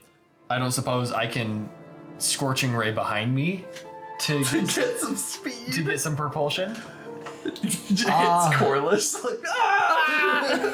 As I'm running, I am going to pop my giant smites so that I gain advantage on strength-based skills and athletics checks. I'd like to just pop to my keep- giant smite as And well. cancel out. Okay. So flat roll, baby. Oh, Was it not 10? Would you like to use your fate points? Is there any other choice? I'll chronal shift you. Ooh, yeah, you're within range. I'm 20 feet away. Okay, roll one more time, baby. You see him jump and he's like, Even worse. I got a 7. So you Gave you all jump, the power. and like right when your foot's about to leave, you're like, this seems like a perfectly average jump. And then you feel time get wibbly wobbly, and you're like, this is a less than average jump. How many times can you chronal shift? Twice per long rest. Okay. So, would you like to use your fate points? Yes. Okay. So, Raurik, as you're running, you feel your right foot on the ground as you're about to take that leap. It feels like an average jump, not your best, definitely not your worst. Lauren tries to help. It gets a little worse. Not by much. My fault. I don't know if your time shifting has ever helped us. It's not my fault. You guys are the ones rolling poorly. What? I think every single time we've resulted in rolling worse. That's not on me. I'll just stop. Okay. I'll just stop doing it. Anyways, Raurik, you can feel that this is dangerous at this moment. You've seen planes of mirrors shatter. You've seen Scheme take psychic damage from this. You know you can't just swim across. You feel the gold chains of fate binding your foot to the ground. You will yourself to jump stronger and further than you ever have before. The chains bend, snap, and let you fly. You more than clear the jump, and you land further away from the edge of the plains than you possibly could have in a normal jump, giving you plenty of room and space to take a breather from this moment in time. So, knowing how difficult a jump that was, I want to go over to the edge after I've kind of rolled into my jump and cleared it and everything. I want to go back over to the edge and hold out my warhammer as something that maybe it can extend the reach of somebody, so I can pull them out. What I'll let that do is decrease the DC by 5. So you're basically giving them 5 feet of hope. But that means that you're going to have to participate in that check if they fail. But it's an athletics check. But it is an athletics check. So currently you have your giant's might kind of rocking, so Yeah. you're going to be rolling normally, but that means like if you fumble or something, you could just drop the hammer, stuff like that. So maybe it's if you land within the realm of 10 to 15, then Raurik would have to kick it. That's exactly it. So you most people are going to have about a 50-50 chance on this. Okay. With that coming up, Lauren, you are sprinting down. I need one more acrobatics check from you, bud. Is this the jump? This is not the jump. This is to see if he loses any other bonuses to the jump. 11. 11. Okay, you are not going to get any benefits, but you are certainly not going to get any detriments from it. So, take all you have to do is give me that athletics check at disadvantage. Could I theoretically use the like crumbling bridge to propel myself forward and cast levitate to shoot forward? You could just levitate across. Yeah, you could just levitate. No. I asked that because I was reading it. It says you can only move up or down with your movement. That's what it says. Oh, yeah. So I wanted to so clarify in case cast that's- it like mid-flight, essentially. Yeah, so I'm and already use the propelling momentum. forward and use the Okay. momentum. Yeah, you can do that. Okay, I don't want to fail this check. I'm gonna do that. That just sounds like legendary actions or legendary reactions. Dude, I love it when players find out that they have a spell that could have bypassed the entire. How am I supposed to not fall into this pit? Oh yeah, I'll just float over, and then I just gently flutter down next to Raurik. Okay, that brings us to good old Scheme. Now, Scheme, I want you to know that the bridge is still crumbling. You only have 15 feet to jump right here, but right after you do, it's going to go to 20. Okay, so that's gonna screw this guy over. Yes. Okay, sorry, this guy. I'm gonna go ahead and pop my Tides of Chaos. Ooh. Oh, wow. All right. Scheme pops the Tides of Chaos, giving him extreme advantage, but a guaranteed wild magic surge next time he casts a leveled spell. Yars, Queen. Oh boy. 7 plus 2, 3 plus 2, and 16 plus 2. Okay. Yikes. Okay, you bend the Tides of Chaos to jump across this gap. Tiny little guy. All the way over. That just leaves Yahtzee. Corliss. In the night sky, both up above you and down below you, you have 20 feet to jump. That is a DC 20 athletics check. At disadvantage. Jinx. All right. Well, I've done all I can do. You can do it. So You still have Rorik's hammer. yeah. Yeah, so it gives you a little bit of Bringing it wiggle down room. to 15, hopefully. Okay. Wait. Well, As I see him coming, that's 15. You said wait as I I was pressed gonna it. say, as I see him coming, I cast Fortune's Favor on him. What does that do? That lets you, if you fail a check, you can dismiss it on yourself and reroll the check. Okay. It just stays I'd active say you for- can, Do I get another roll? if you fail it, yeah. Okay. So that's 15. We're doing right. disadvantage. That's a 10. All right, so roll one more So time. roll one more time. And that's a 21. There you go. So you're like, that's not very good. Fortune bends its will into your favor. A lot of bending right now. Lots of bending, and you are able to jump across that gap. As you look behind you in your dark vision, you just see the gray scale of the bridge crumbling into the sea. But what's unique is you'd think that after you've dipped so many things into this water, it should be popping up elsewhere. But it's almost like it's just dissolving into it, like it's returning to where it belonged. And Corliss is way too curious. Even though he's already seen other people put stuff in the water, I'm gonna put my hand in the water really quick. Corliss, this ends not well. I'm doing it. Okay, Corliss, you go up and you put your hand in the water, and you see infinite Corliss I take it out. hands. Okay, and you take it on out. I have the feature severed by dreams, so I was curious to know what would happen if I put my hand in there. Yeah. So anyway. So once again, you did it for a very brief moment. Yeah.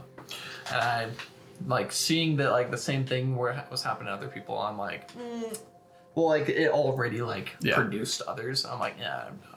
Corliss, I think you should do it again. You know what? 90% of all gamblers quit right before they're about to make it big.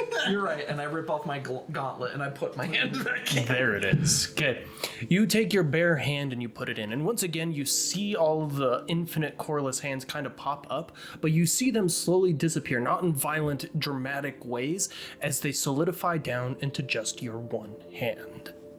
It's now as if you just have your hand in a cool pool of water.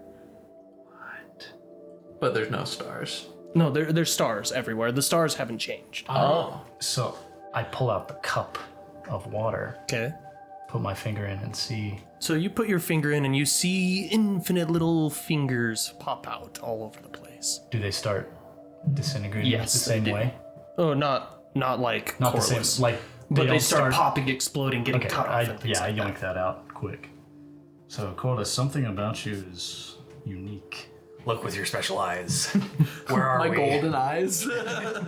My Can I look golden around? dreamer eyes. Where are we? You are in the Emerald Plains still. So But you at just this new destination. yeah. So it's almost identical to where you were when you first arrived on this island. So we went from one bland, repetitive sea of grass across a bridge to another bland, repetitive sea of grass. Possibly. What? You guys haven't moved on from this island yet. Let's give up. Okay. That's it. The last thing Raurik is going to do before he starts heading out is he's going to turn to Lauren and ask, do you have like a water skin? Just like a canteen of water. Yeah, like do you drink water?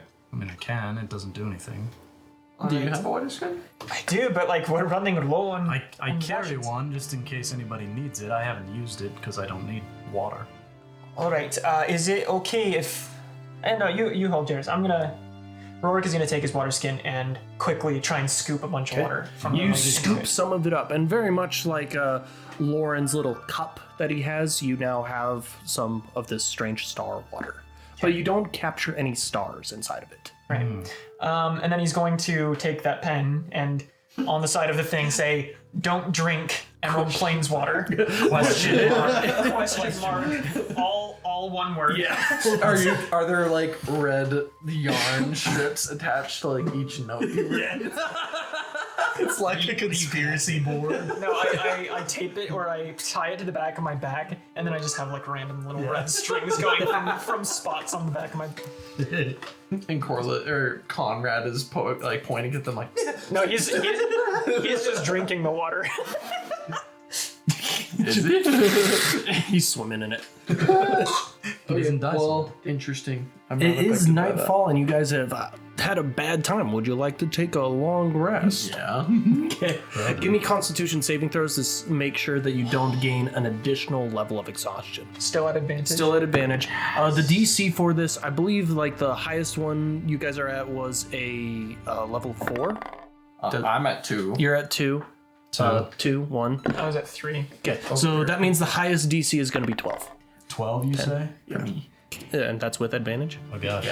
Okay, you're gonna get another level of exhaustion. I got a 12. Okay, you're saved then, man. I got a 23. Okay, you're good. Scheme got a 21. All right, everybody but Corliss. I'm gonna go lay in the water. He just dies. Sleepy time. He welcomes the stars. They don't seem to do anything to me. Okay, day breaks and the compass is still pointing that strong north. Okay, back to the grassy grind. Whoop-de-doo. You guys crest this hill, and normally you enter right into the sea of grass once again. But as you crest this hill, you are greeted to an enormous mansion. Over on the left side, you do see a creek kind of almost right next to the left side of the house, but it is flowing. Looks like this is probably the source of the creek, and it's flowing back towards the back of the house. Interesting. Do you think anybody's home? What do we find out? I wanted to build real estate in the Emerald Plains. Take the house. Scheme, I know what you're thinking. I know I shouldn't have, but You got me this house? the one and only. Holy schmoly. Let's go check it out. Let's knock on the door. Raurik is going to check to see, is there smoke coming out of any chimneys or anything on top Nope. of the house? There are no lights coming from it. It looks like it's a pretty old mansion. Does it look abandoned at all? Like broken It windows? looks nothing broken, but it does look aged.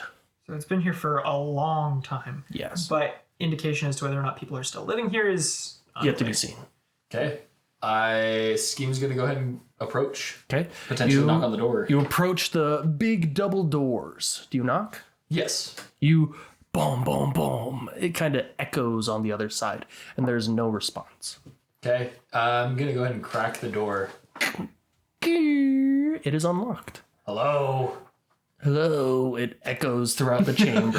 I got worried for a second. I was like, oh crap, there's somebody there. As you walk in, you are greeted to an empty foyer. It looks like this room that you're standing in takes up a majority of the mansion. It looks like there's probably 2 rooms, one on your left, one on your right, and then there's a couple of stairs that go up into a 3rd room on the 2nd floor, and then there is a set of double doors on the opposite side of the room that you're in right now. This room is wooden walls and a wooden ceiling with a nice unlit chandelier at the top and what appears to be a teleportation circle etched into the tile floor. The only thing besides this teleportation circle that is of note is a kind of crumpled up aged automaton skeleton body, I guess is the more appropriate word, in the back right corner behind you.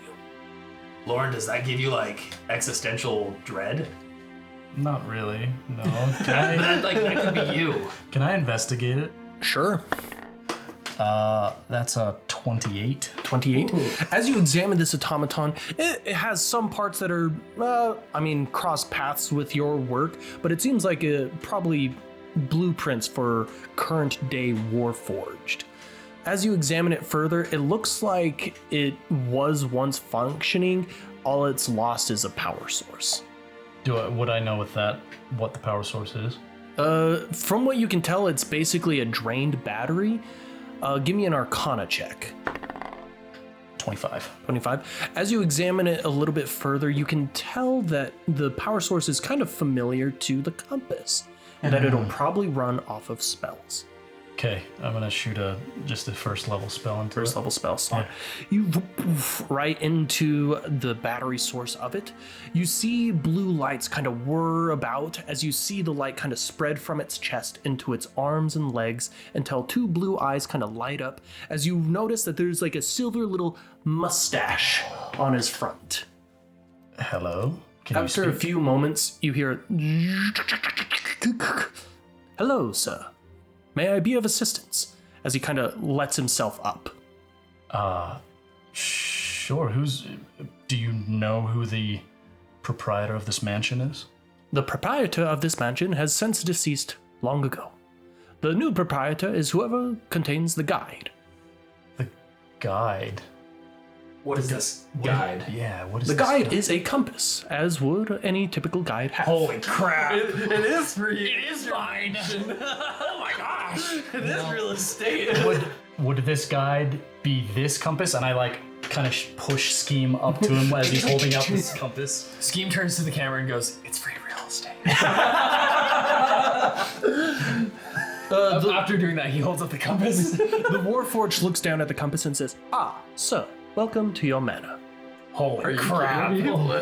Quick, somebody else make a wish.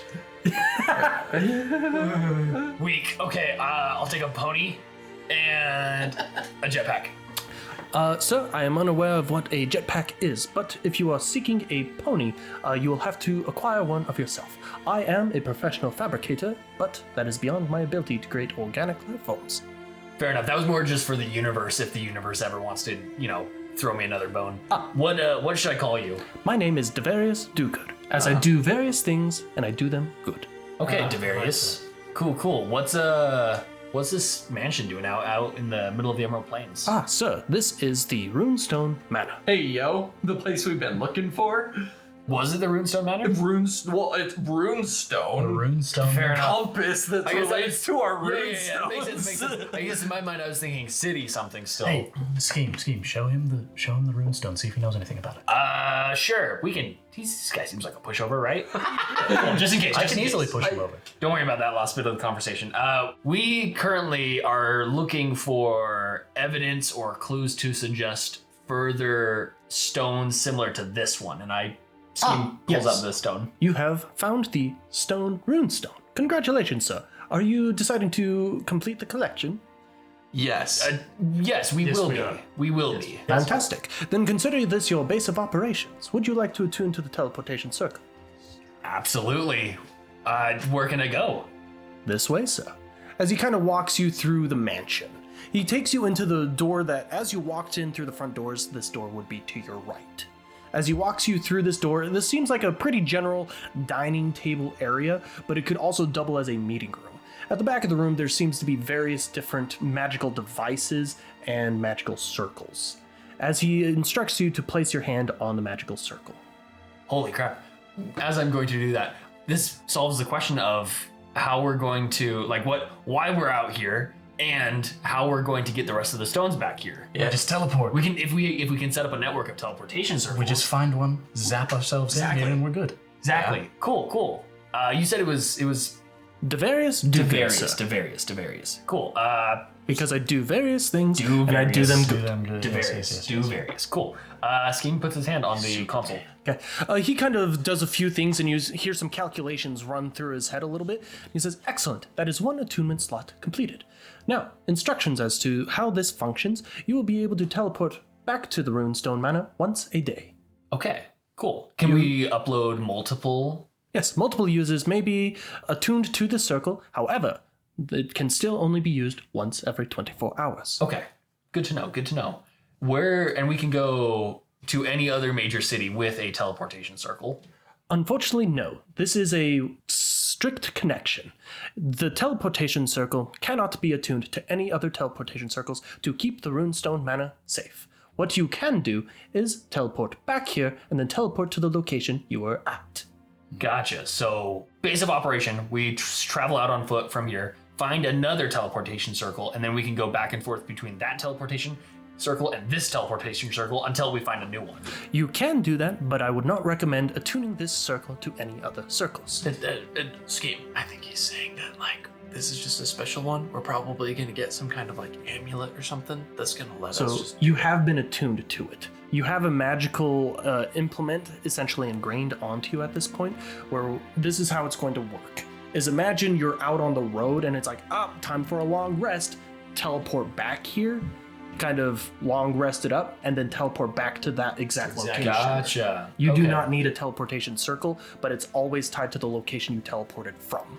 Okay, solid. Duvarius, was the previous proprietor of this mansion, was he or she also looking for these runestones? No, the last proprietor of this location was the one who built it and founded the location itself. The previous proprietor then decided to wander the Emerald Plains for the rest of his days. What was that? What was his name? Unfortunately, that has been redacted from my records. Could you describe what he looks like at all? He was the Hill Giant. Hey, yo. Interesting. By chance, did he have a stone as well? Of course, all the giants had one. And was it green? Yes. This is the house. Well, that's the stone What's his name? It's been here. Dragar has. Dragar. Found the Hill Giant. Have you had any other visitors since the last owner of the manse? No, sir. There have been no other visitors between the Hill Giant's departure and your arrival. Is it possible that somebody else came through while you were deactivated? It is possible.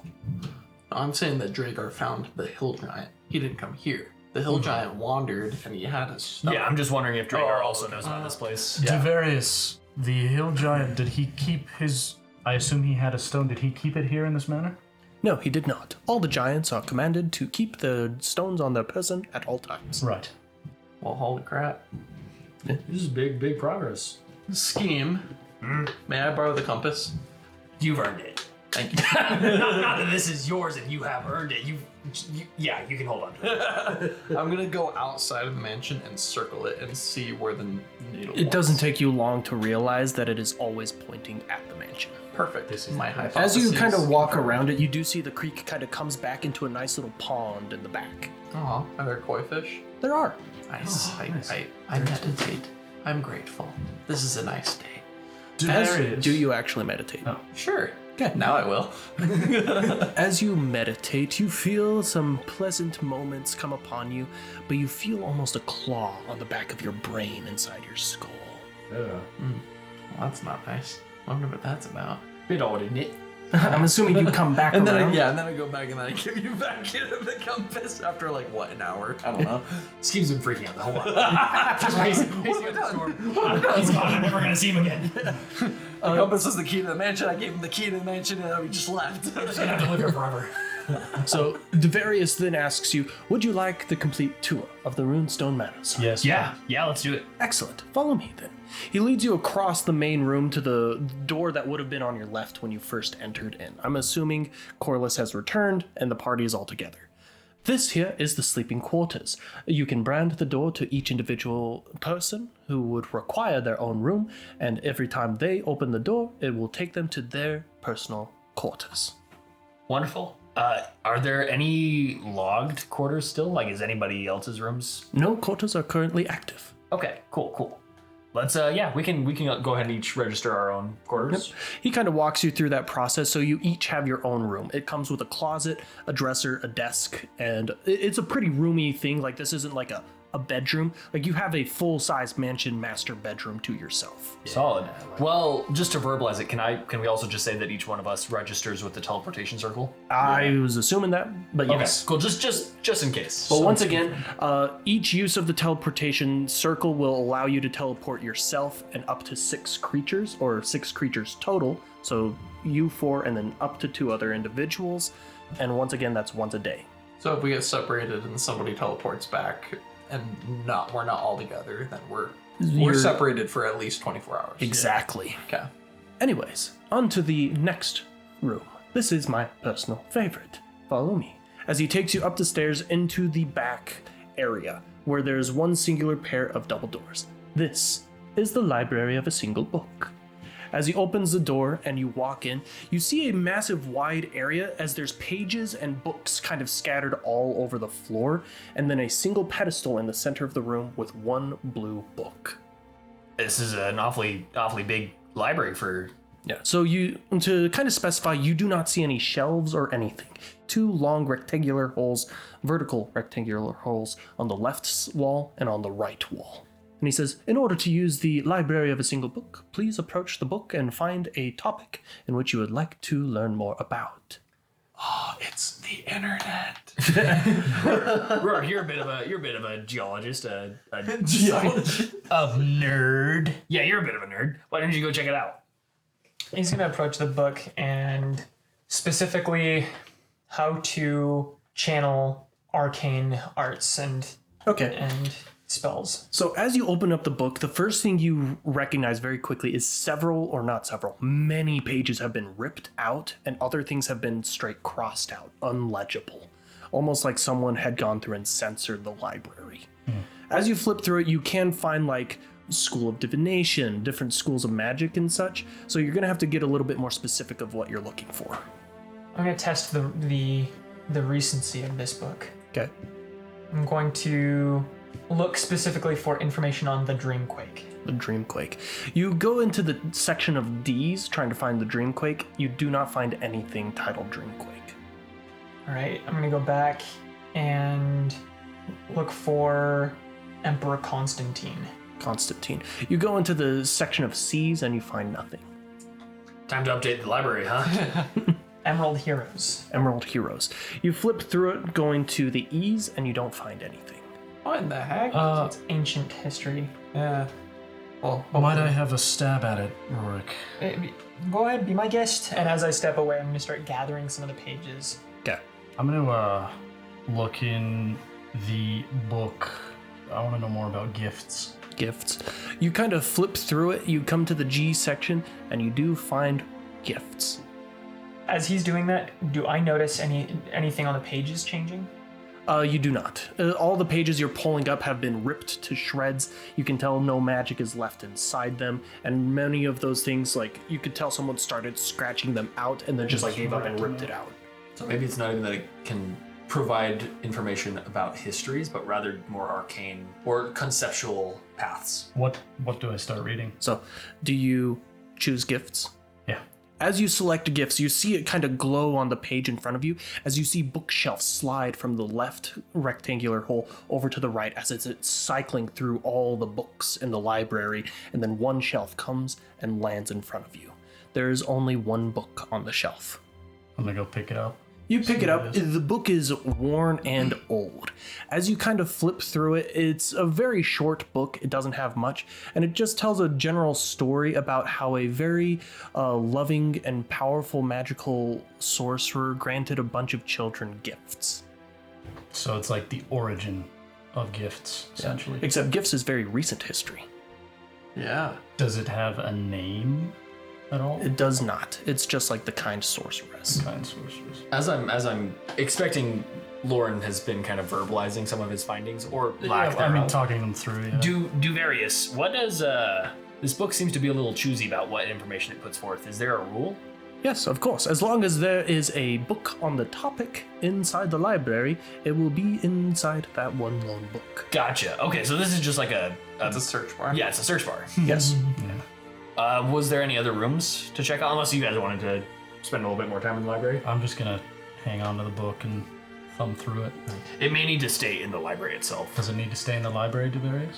I would prefer if you kept it within the library, yes, for future reference. Can we search multiple things while a book has been pulled? Unfortunately, it can only have one shelf active at a time.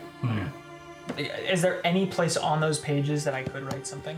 Yeah, like some of them have blank spots and stuff like that. Okay. He's gonna Book? Question mark?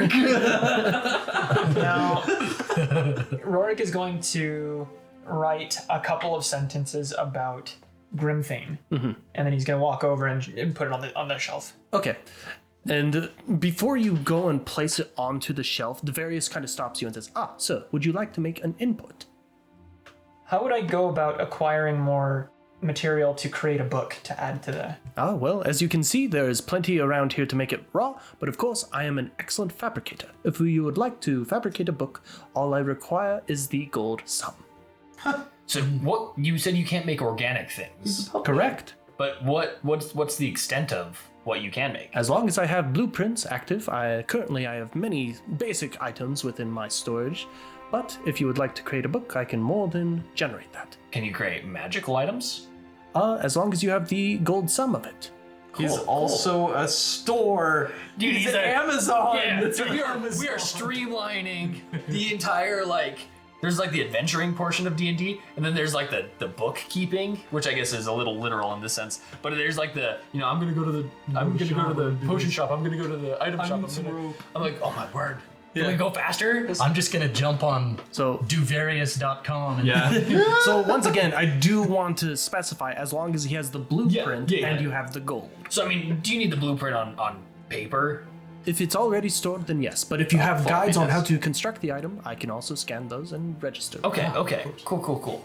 Can I, real quick, because I still have the book, can I just do like a general check? I don't know what it would be to glean any relevant, like interesting, pertinent, important information from it? Yeah, just kind of like flip through it, see if there's any interesting topics and such like that. Give me an investigation check. 12. 12. You kind of scan through it. You don't find anything interesting, but you do find a Pantheon section. League of Legends? Oh no. What, and it just lists, I assume, all of the gods. It just says Pantheon. Pantheon. Yes, let's go there. So you tap it, you see dozens and dozens of bookshelves kind of cycle through in the air above you, and then one kind of stops and comes down. You see a full bookshelf in front of you. Corliss, what was the name of your goddess? Selene of the Moon. I'm gonna go look for a book on Selene of the Moon. Perfect. Anybody else want to take a look at the bookshelves? Raurik is gonna look for Thames or Thams. I don't Thames. know how Thames. Okay. Anybody else want to take a look at this? Scheme will take a look to see if they have anything about the Embryons. Real quick, Ooh, okay. is there a god or goddess of time? There once was. And so do you want to look for that or look Yes, for I would rather look for that. Okay, perfect. What I'm going to need, since they're all leather bound, you can't see titles, is everyone roll a d12 for me. D12. Got a 4? Okay. Raurik, what'd you roll? 8. Corliss. 2. And Lauren. 1. 1. Okay. Scheme. You pull off a particularly old looking one. It looks like it was shoved on top of the other books, like it wasn't really supposed to be stacked on there, like someone kind of threw it in at the last moment. As you open it up, you realize that a lot of the book has been redacted. Words are crossed out. As you look into it more and more, you realize that it isn't just like specific words or like words here and there to make it say something else. You realize that it's a name that's been scratched out over and over again. As you go further and further into it, kind of just poking around, you realize that it's talking about time and how the god of time has been corrupted and tainted. As you examine it further and further, you find one section where they didn't quite scratch it out well enough, and you can make out the name ever so barely. Ever so barely. Ever so barely. Interesting name. Do you read it? Yes. Real quick, just because we haven't talked about the Embrians in a hot minute. Scheme is originally from a desert traveling nomad group that are looking for artifacts and relics from the Embrian civilization, which is where his compass came from, presumably. The Embrians were a magically advanced group. They found a way to create some sort of everlasting energy source, and my nomad group is trying to find ways to bring back some of those ancient magical techniques. And so I do go ahead and read that name. Okay, perfect. I'm going to message you the name. What you do with it is 100% up to you. You can literally just say it. I don't care. Interesting. Well, if you're bringing intrigue into things. Secrecy. Secrets. You do not need to be secret about it, though. I'm just telling you. The problem is I'm really bad at remembering names, so there's half decent chance that I'm going to read that name and be like, I have no idea who that is. There's a very good chance of that. I don't know who that is. That's fine. Do you read it? Do you say it out loud? Sharing is caring. Why not? Any of you, by chance, heard of somebody by the name of Malel? Now, at this moment, Scheme, I was worried. time stops. Everything goes frozen. You feel a weight on your left foot, like someone is grabbing you from below. Then you feel another hand grab the back of your right calf. You feel someone is climbing up you from behind. I'm sorry. The left hand touches your left waist, then the back of your right shoulder. Can I blink? You can blink. You are essentially frozen underneath the weight of this being. Maybe if I'm in the ethereal, that might give me a chance of what this is, or help me understand how to avoid any unsavory circumstances. Possibly. Okay. As Scheme is getting climbed, he's going to blink. Okay, you cast a blink and the spell fails. The weight of this being cancels out the magic. As soon as you are trying to cast the spell, your body begins to freeze in place. And then you hear a voice in your left ear. Poor pronunciation. Try it again. Mal-El. Mal-El? We'll work on it. Who? Are you her? Him? It? Oh yes, and I've been waiting so long for someone to say my name. For my objectives, was this a bad move? Not at all. I think that's a really good stopping point at the moment while Scheme deals with Mal-El. What have you done? Malel. Any of you guys ever heard of the name Malel? Gets me molested. Molested. Oh my gosh. Oh, man. That's nutty. Yeah. Thank you guys so much for listening. We love doing this. It's always a freaking blast. Can't wait to see you guys or hear you guys or talk at you guys next week or next time. Whatever. We're figuring out the timing still. Sorry, I think we ended up taking a week off one of our regular releases. We hope to get a somewhat regular schedule before too much longer, but there's a lot that goes into these, so we appreciate your patience. Since this is still such a new podcast, anything that you guys can do to help spread the word, share the love is huge for us. We really appreciate that. Give us a review if you're enjoying this stuff. That does mean a lot. We say it all the time, but it really helps us out. Jump on our website. We've got a lot of cool stuff on there. Character sheets, just basic stuff if you're wanting to start out in D&D. Leave us a question, because as you know, we love those intriguing questions that we get to answer before every episode. And, just browse it. If, you want to share it with your friends, your family, just as Devin said. We'd really appreciate that. Yeah, and like Hunter was saying, we have a pretty well put together website so far. We're just always adding to it. We're going to try and update some stuff as we go along. So check that out and share it with your friends and post about it on social media, actually. So we do have a social media, which is at Extreme Advantage. We're on Instagram, Facebook. X. Yeah, X. And I think we're trying to build out a TikTok account as well, where we're going to try and post some interesting little clips and whatnot.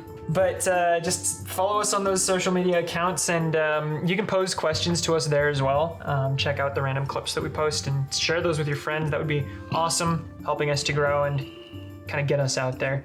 We'd be able to make more interesting content for you guys all to hear and see. As Braden was saying, especially with our social media, we do want to be interactive with our audience. So we appreciate you guys so much, and we appreciate you guys listening in. Hope that you enjoyed this episode, and we will catch you next time. Peace. Bye. Toodles.